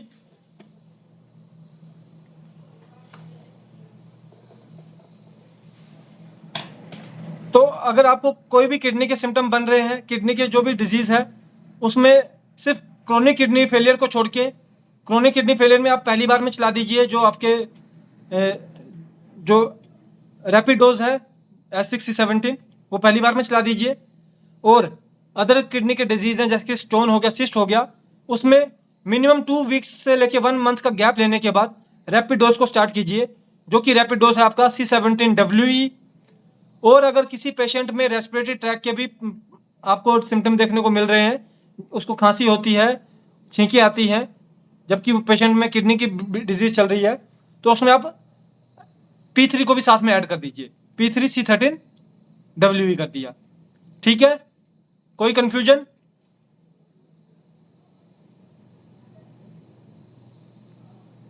ये P3 अभी आपने P3 S6 C17 बताया था ना सर। सर उसको भी आप कर सकते हैं, वो आपका क्रोनिक रीनल फेलियर के लिए हो गया। और अगर सिंपल आपका सिर्फ जो आपका अगर फेलियर नहीं है, स्टोन है, सिस्ट है, पर खांसी आ रही है, जो बार बार छींकता है पेशेंट, तो उसमें आप P3 को यूज कर लीजिए C17 के साथ, क्योंकि उसमें स्टोन में तो हमने S6 पहले दे दिया है ना। जी सर। और सिस्ट में भी हमने S6 पहले दे दिया है। हाँ जी, किडनी स्टोन में क्या फॉर्मूला है तो बता सकते हैं? जी अब मैं आपको सारे फॉर्मूला एक बार, अभी भी एक लास्ट चीज बच रही है, उसको मुझे बताने दीजिए। अब सबसे बड़ी चीज होती है, वो होती है पेन, राइट। अब पेन के लिए आप क्या कर सकते हैं, वो मैं थोड़ा सा आपको बताना चाह रहा हूं। पर ये चीज आपको सबसे पहले पेशेंट को अपने सामने करवानी है, तभी आप उसको आगे बना के दे सकते हैं डोजेस का। क्या देना है, इसको लिख लीजिए प्लीज। C1RE एक डोज बनाइए,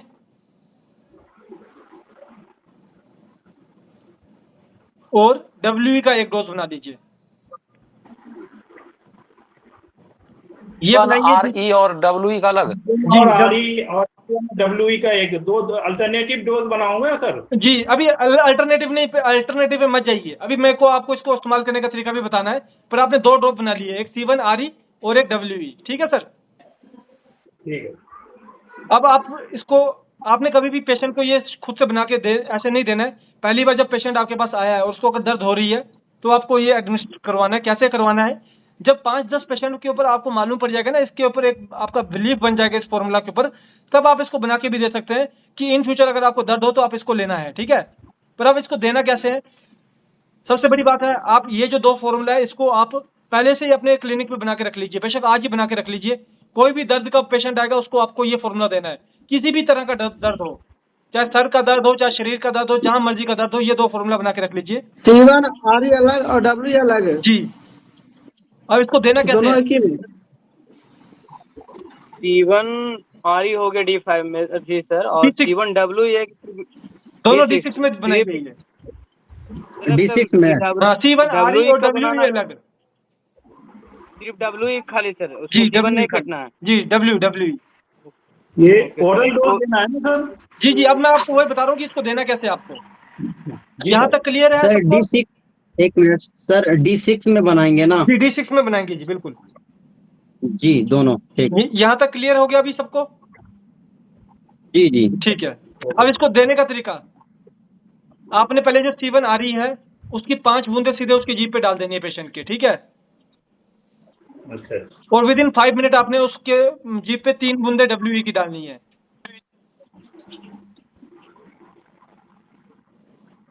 क्या किया? C1 RE की 5 बूंदे डाल दी जीभ पे, फिर 5 मिनट के अंदर ही W की 3 बूंदे डाल दी जीभ पे,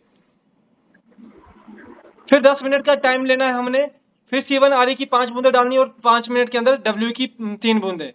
इस तरह से आधे घंटे के अंदर हमने 3 से 4 बार पेशेंट को C1 RE का ये रिपीटेड डोज करवाना है। लेने के तरीके में कोई कंफ्यूजन आ रही हो किसी को?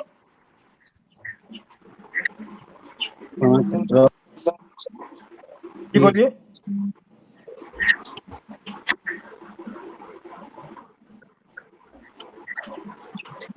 हमने क्या किया? C1 RE और WE, पहले C1 RE की 5 बूंदे जीभ पे, फिर 5 मिनट के अंदर ही WE की 3 बूंदे जीभ पे, फिर अगले 10 मिनट का एक इंतजार करना है, फिर C1 RE की 5 बूंदे जीभ पे, फिर 5 मिनट के अंदर W की 5 बूंदे जीभ पे। इस तरह से उस पेशेंट को आप आधे घंटे से लेके 1 घंटे तक अपने क्लिनिक पे बिठाएंगे, पेन वाले पेशेंट को, और ये 3 से 4 डोज को आप जब देंगे, पेशेंट का जो पेन है वो हो सकता है पूरा खत्म ना हो, पर इतना हो जाए कि अब वो सहन करने लायक उसका पेन हो चुका है, ठीक है? ये है हमारे पेन के लिए। पहले आपसे रिक्वेस्ट रहेगा कि ये जो पेन का फॉर्मूला है, पहले आप कभी भी किसी पेशेंट को एकदम से बना के ना दें, आप उसको पहले 10 से 15-20 पेशेंट के ऊपर आप खुद से इसको आजमा के देखें।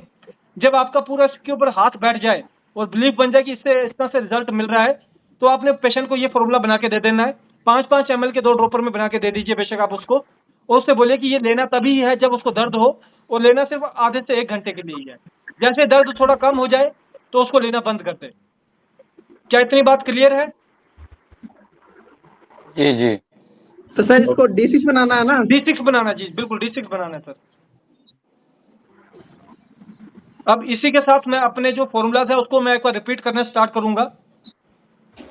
किडनी स्टोन के लिए हमने यूज किया S6L1BE C611GE,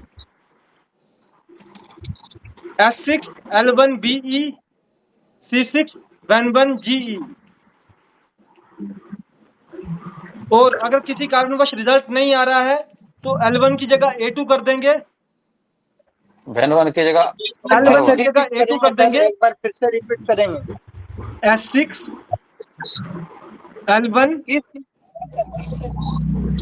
S6L1BE किस चीज के लिए? Kidney stone, protocol kidney stone.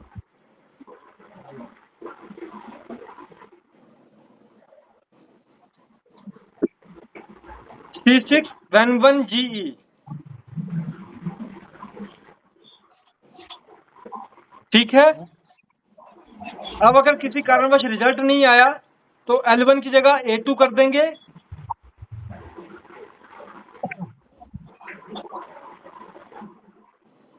L1 की जगह A2 कर देंगे, वेन1 की जगह वर1 कर देंगे।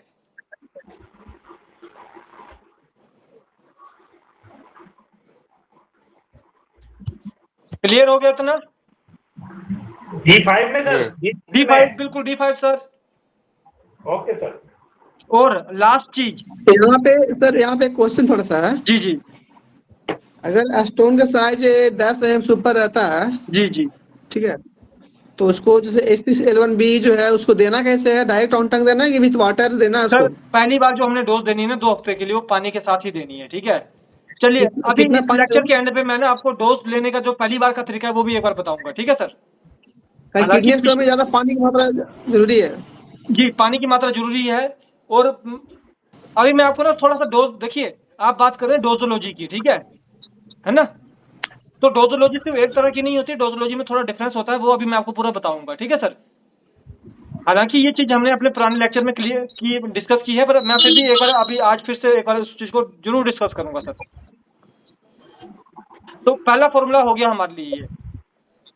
अब दूसरा फॉर्मूला सिस्ट के लिए, किडनी सिस्ट के लिए S6-Ver1 BE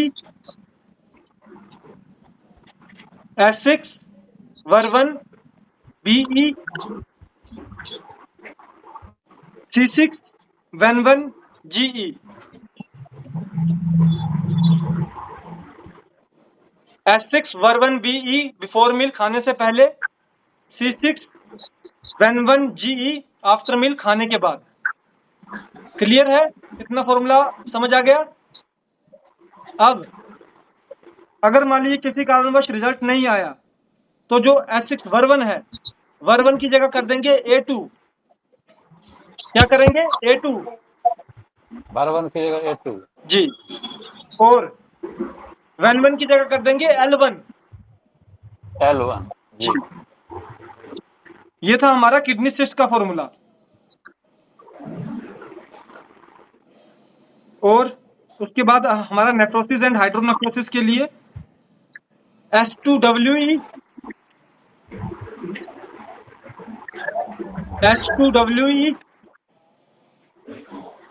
C6YE।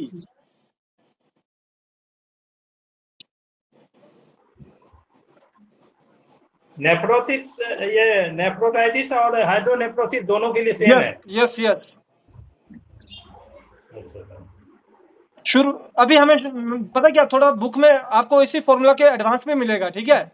पर पहली बार के लिए ये आपको जो फॉर्मूला बताया जा रहा है, पहली बार के लिए बताया जा रहा है। आज मैंने आपको जो फॉर्मूला बताए हैं, जब आपको इसमें अगर कोई रिजल्ट ना आए या किसी कारणवश कोई असर नहीं देखने को मिला, तो विद इन 2 वीक्स से 1 मंथ के अंदर ही आप मुझे उसी समय कॉल कर लीजिए, ठीक है? अभी मैं आपको कुछ ऐसी बात बताने जा रहा हूँ जिससे आपको वो चीज करनी है, परफॉर्म करनी है, ठीक है? और within 2 week to 1 month में आप मुझे दोबारा बैक कॉल करेंगे इस किसी भी कॉम्प्लिकेशन के ऊपर, ठीक है सर? इसमें तो फॉर्मूला में कोई चेंजिंग तो नहीं आएगा सर, जो हाइड्रोनेफ्रोसिस वाले जो फॉर्मूला में नहीं, शुरुआती दौर के लिए यही देना है सर।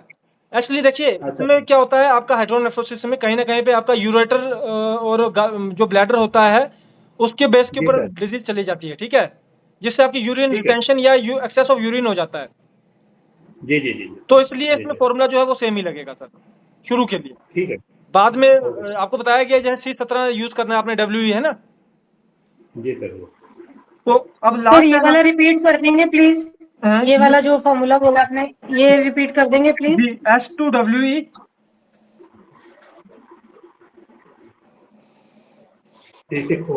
C6YE, जी बिल्कुल।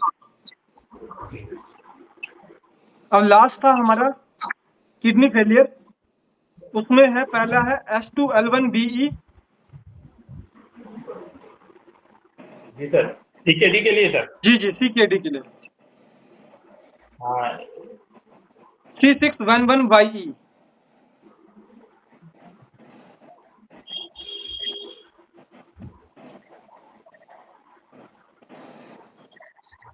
रैपिड डोज में C17 जी।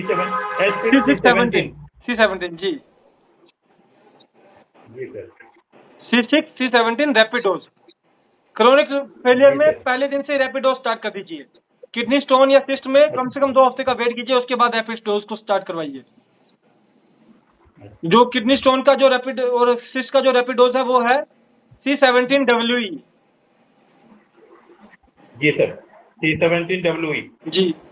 और आपका S6 देने की जरूरत नहीं है। S6 क्योंकि उसमें दूसरा फॉर्मूला में S6 चल रहा है ना। जी, एक सेकंड, चलिए ठीक है। और अब इसके बाद लास्ट था हमारा hot compress S6, C6, WE और RE अल्टरनेटिव करके, राइट? जी सर। हॉट कंप्रेस आपको भी, हॉट कंप्रेस भी 2 हफ्ते के बाद ही देना है, एकदम से शुरू से नहीं लाना है। हाँ, जिस पेशेंट को पेन हो रही है उसको आप शुरू पहले दिन से चला दीजिए हॉट कंप्रेस, पर जिसको पेन नहीं हो रही है उसमें 2 हफ्ते का गैप लीजिए कम से कम।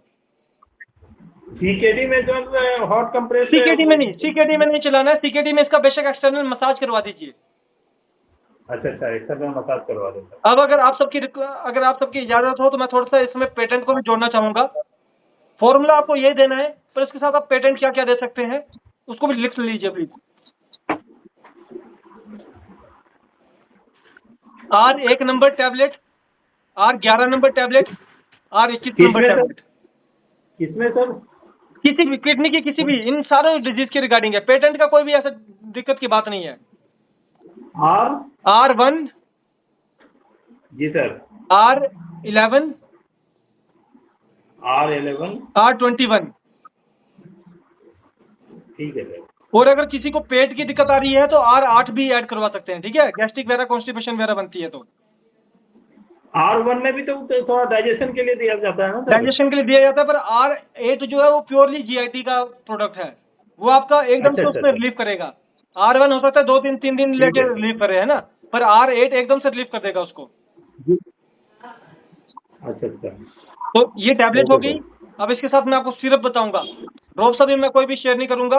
ड्रॉप्स नेक्स्ट टाइम पे हमारे जो एक्सपर्ट आएंगे वो आपको बताएंगे कि क्यों करना चाहिए, कैसे करना चाहिए। अब जो सिरप है वो है एल्कोलिन और मेगाटोन। पहली बार एल्कोलिन देना है उसको हर बार। इसमें सर एल्कोलिन सिरप जो भी। अच्छा, कोई भी टोटल सब में सिस्ट है, स्टोन है, फेलियर है, एल्कोलिन सिरप। अच्छा।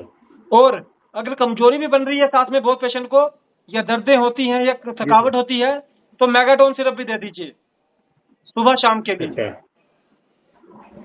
मेगाटोन आपने मान लीजिए महीने में सिर्फ एक बार चला दिया, एक 100 ml का चला दिया। एल्कोलिन आप 4 चला दीजिए 100 ml के, 200 ml के 2 चला दीजिए, ठीक है सर। ठीक है सर। ये था हमारा बेसिक पेटेंट। एडवांस में नहीं जाऊंगा, अभी इतने पे रखूंगा मैं। तो आज मैंने आपसे क्या क्या शेयर किया? फॉर्मूला शेयर किया आपसे, मैंने हॉट कंप्रेस शेयर किया, रैपिड डोज शेयर किया, और कुछ पेटेंट शेयर किया। गोली देना है, टैबलेट देना सर, टैबलेट गोली। टैबलेट कर देना, ड्रॉप कर देना चाहिए सर। ड्रॉप्स तब देना चाहिए जब हमें मल्टीपल चीजें देनी हो, मतलब टैबलेट देनी चाहिए जब मल्टीपल देना है। ड्रॉप्स तब देना चाहिए जब हमें सिंगल देना हो, ठीक है। एक और उदाहरण लेता हूं मैं। मान लीजिए आपने क्या किया, 2 मिनट ट्रीटमेंट चला दिया, पेशेंट अच्छे से रिकवर भी हो रहा है, ठीक है। अब आप क्या कीजिए, एक बार उसको R1 का ड्रॉप चलवा दीजिए पूरा, अगली बार R11 का ड्रॉप चला दीजिए। पर जब आप R11 का ड्रॉप चलाएंगे तो टैबलेट बंद करवा देंगे, ठीक है। जब R1 का ड्रॉप चलाएंगे तो R1 की टैबलेट बंद करवा देंगे। जब R21 का ड्रॉप चलाएंगे तो R21 की टैबलेट बंद करवा देंगे। इस तरह से रोटेशन में उसको कर देंगे। कोई कंफ्यूजन? नहीं, हमें कहना है कि R1 जो ड्रॉप है और टैबलेट दोनों में डिफरेंस है क्या कुछ? नहीं डिफरेंस देखिए सर, ऐसा है ना कि इसमें भी आपका D6 और D4 का कॉन्सेप्ट आ गया। D6 क्या काम करती है, एकदम कौन ज्यादा आ रहा है, पर ज्यादा देर तक उस असर को बना के नहीं रख पाएगी, है ना। D6 का ये D6 का रोल होगा। पर D4 क्या है, वो एकदम से हटाएगी नहीं, पर लंबे समय तक असर बना के रखेगी, है ना। ये D4 का। तो सेम ही जब आप टैबलेट देंगे तो एकदम से असर पड़ेगा, पर जब आप उसमें उसको डोज देंगे तो लंबे समय का असर पड़ेगा। तो आज मैंने आपसे शेयर किया formula, hot compress, rapid dose, और साथ में कुछ पेटेंट प्रोडक्ट किडनी डिजीज के रिगार्डिंग। किसी का माइक ऑफ है, प्लीज माइक ऑफ कर लें, इको हो रहा है। रविशंकर जी, आप अपना माइक ऑफ कर लीजिए जी। तो अब लास्ट चीज, अपने आज के लेक्चर को कंक्लूड करने से पहले मैं आपसे एक और चीज बताऊंगा। ये चीज हमने पहले के लेक्चर्स में भी की है, और हर लेक्चर के लास्ट में मैं इस चीज को जरूर डालता, कंक्लूड करता ही हूँ, बताता भी हूँ। वो ये है कि पेशेंट को दवाई देनी है तो उसको क्या बोल के दवाई देनी चाहिए। पहली बार उसको 2 हफ्ते की दवाई दीजिए। मेरी बात को बिल्कुल ध्यान से सुनिएगा, उसको नोट डाउन करने की कोशिश कीजिएगा। अगर किसी को नहीं समझ आए तो बार बार पूछ भी लीजिएगा। उसको हमेशा पहली बार 2 हफ्ते की दवाई देनी है। 2 हफ्ते की दवाई दे के भेजिए। उसे बोलिए कि 1 हफ्ते तक पेशेंट खाने से 5 मिनट पहले, खाने के 5 मिनट बाद 30 ml पानी में 15-15 बूंदे डाल के पिए।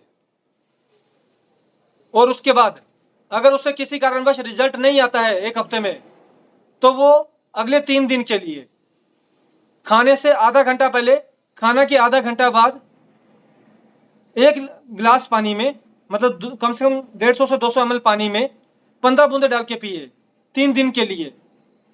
और अगर उसके बावजूद भी उसको रिजल्ट नहीं आता है तो लास्ट के जो 4 दिन है उसमें वो उसको अल्टरनेटिव करके पिए। पहले घंटे पे बिफोर मील फॉर्मूला, दूसरे घंटे पे आफ्टर मील फॉर्मूला, तीसरे घंटे पे बिफोर मील फॉर्मूला। इस तरह से ये जो बात है ये आप अपने हर पेशेंट को बोल के भेजेंगे तो आपके 10 में से 8 पेशेंट आपके पास पॉजिटिव फीडबैक लेकर ही आएंगे। हो सकता है शुरुआती दौर में आपको 10 में से 4 लेकर आ रहे हो, पर जब आप ये बात बोल के भेजेंगे तो 10 में से 8 तो आपके पास पॉजिटिव फीडबैक लेकर आएंगे ही आएंगे। अब किसी को कोई कंफ्यूजन इस बात में? नहीं, हमको कहने का स्टोन को ज्यादा स्टोन की बात करते हैं तो स्टोन में जैसे कि स्टोन साइज बड़ा है, ठीक है, तो उसको डाइल्यूट करने के लिए, बिल्कुल सही तोड़ने के बताया लिए आपने। हमें नहीं, अब मैं थैंक यू याद दिलाने के लिए, थोड़ा मैं फॉरगेट कर गया था। देखिए, चाहे स्टोन हो, चाहे सिस्ट हो, चाहे फाइब्रॉइड हो, कोई भी ऐसी चीज जो बॉडी में एक्यूमुलेट हो रही होती है ना, जो आपके यूजीसी में दिखती है, यूसीजी में दिखती है, अल्ट्रासाउंड में, उसमें आपको शुरू में हो सकता है कि वो चीज बढ़ती हुई दिखे। वो बढ़ क्यों रही है? क्योंकि वो पहले बिखरी हुई चीज है, पहले वो इकट्ठी होगी फिर वो खत्म होगी।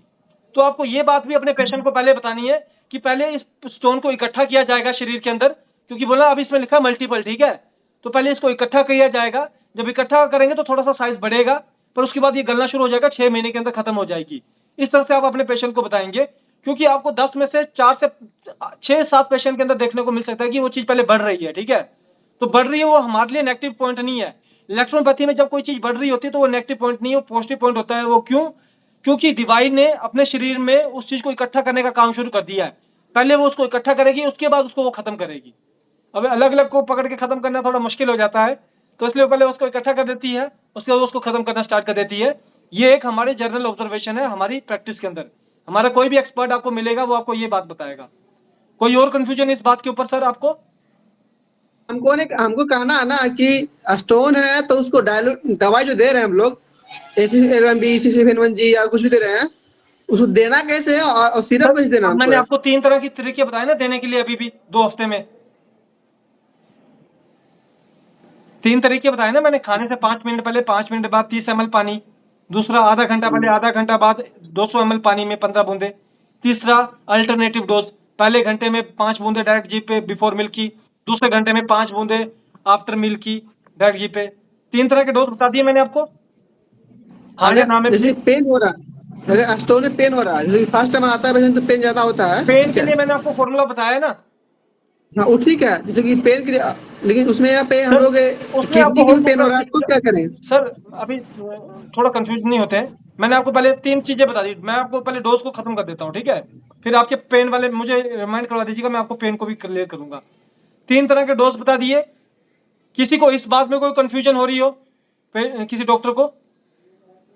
जो 3 डोज बताए मैंने आपको, 2 हफ्ते में आपको ये करवाने हैं। अगर रिजल्ट मिलता है तो फिर सर उसमें उसको चेंज नहीं करना है जी, तब चेंज नहीं करवाना है, तब उसको 5 मिनट पहले 5 मिनट बात करने दीजिए। पर अगर किसी कारण में रिजल्ट नहीं आ रहा है तो उसको वो बदलवा दीजिए, ठीक है। जी जी जी। फिर जब पेशेंट आपके पास आके बताता है वो आपको बताएगा कि हाँ जी मुझे तो 200 ml पानी में लेने पे एक अच्छा रिलीफ मिला, तो फिर कुछ समय के लिए उसको 200 ml चलाइए, पर लास्ट में दोबारा आप उसको 30 ml पे लेकर आएंगे, ठीक है सर। सर 5 मिनट बाद और 5 मिनट पहले सर क्यों सर, और बाद में फिर 10 मिनट का इसमें क्या इफेक्ट पड़ता है सर?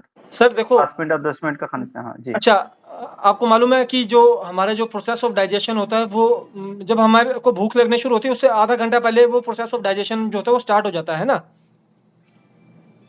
कम से कम भूख लगने जब हमको जब जैसे मान लीजिए आपका खाने का रात का डिनर का टाइम है 8 बजे, ठीक है, तो 7 साढ़े 7 बजे तक आपको अपने अंदर से फील आना शुरू हो जाएगा कि आपको भूख लगने शुरू होगी, है ना। अगर मान लीजिए आप उसी समय एकदम से पानी पी लेंगे तो आपकी तो भूख खत्म हो जाएगी ना, पानी खत्म करती है ना। तभी क्यों बोला जाता है या तो आधा घंटा 1 घंटा पहले पीजिए पानी या 1 घंटा या आधा घंटा बाद में पीजिए पानी, बोला जाता है ना ऐसे।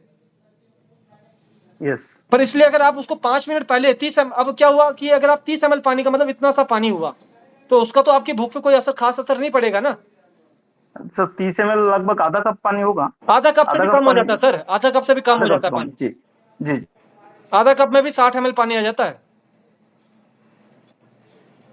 जी जी। तो 30 ml पानी से आपकी भूख के ऊपर भी कोई प्रभाव नहीं जाएगा और दवाई भी आपके शरीर में पहुंच गई ना जाके। फिर आपने खाना Yes. खा लिया, खाते खाते 20 से 25 मिनट का पूरा समय लग गया पहली और दूसरी दवाई के डोज के बीच का। पर वहीं पे अब क्या हुआ जी। कि पेशेंट को रिलीफ नहीं आ रहा है, ठीक है, उस डोज से। तो उसका मतलब कि जो पेशेंट की जो रिजिडिटी है ना, बॉडी की जो रिजिडिटी वो हाई है। अब आप क्या करेंगे, उसको आधा घंटा पहले 200 ml 300 ml पानी में जब पीने के लिए देंगे ना, 200-250 ml का तो गिलास होता ही है, उससे ज्यादा का गिलास होता है वो, ठीक है। उसके अंदर 15 बूंदे डाल के देंगे। एक तो जो डोज है वो आपकी हायर होगी, ठीक है, तो उससे आपकी बॉडी पे भी एक अलग से इम्पैक्ट आएगा। और फिर जब खाने का रोल होता ही है, जब गैस्ट्रेशन होगी, खाना पचेगा शरीर में, फिर उसके आधे घंटे के बाद पिएंगे तो एक अलग चीज फील होगी। तो इस तरह से ये 2 डोज आपको बताए गए हैं। तीसरा अल्टरनेटिव डोज होता है, वो आपका किसी भी तरह की जब आपकी रिजिडिटी बन जाती है बॉडी में तो उसको तोड़ने में वो काफी मदद करता है अल्टरनेटिव डोज। पर आपको जो बेसिक डोज है वो खाने से 5 मिनट पहले, खाने के 5 मिनट बाद ही है 30 ml पानी में। आप चाहे कोई भी डोज दीजिए, लास्ट में आप उसको, जैसे 2 हफ्ते के लिए आपने दूसरी डोज दे दी, पर 2 हफ्ते के बाद आपको उसको दोबारा 5 मिनट पहले 5 मिनट बाद की डोज पे लेके आना है। क्लियर इतना आप सबको? यस सर क्लियर जी। और जो बताए पेटेंट में उसमें R1 R11 देना है ना, R1 R11 और R21। तो 11 का रोल क्या पे रहेगा? सर जो आपका देखिए, बेसिकली फीवर का वो मेन दवा है। फीवर का नहीं, बेसिकली फीवर का मेन दवा है वो। पर आपके किसी भी तरह के एक्सर्शन जब होती है ना, बॉडी में एक्सर्शन होती है, तो उसके लिए भी एक आपका क्या बोलते हैं, आपका एक पैरासिटामोल का काम करेगा, एक एंटीबायोटिक का काम करेगा।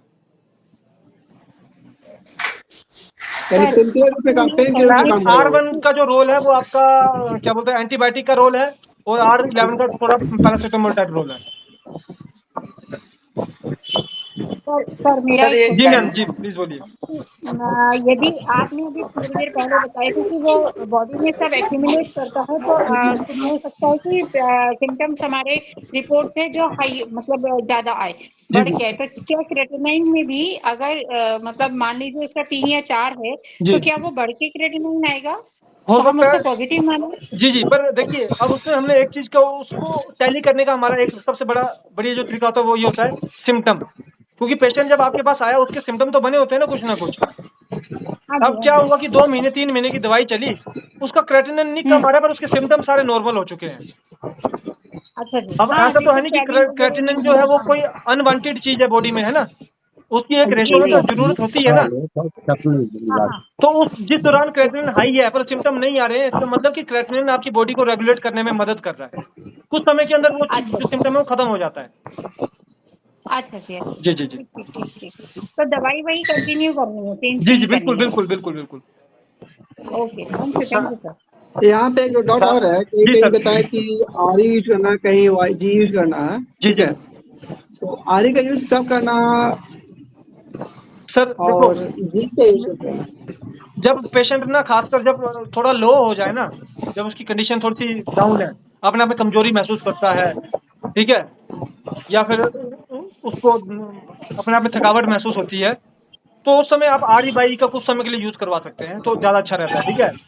और जो पेशेंट बहुत ज्यादा हाइपर भी होता है उसमें भी RE/BI का यूज करवा सकते हैं।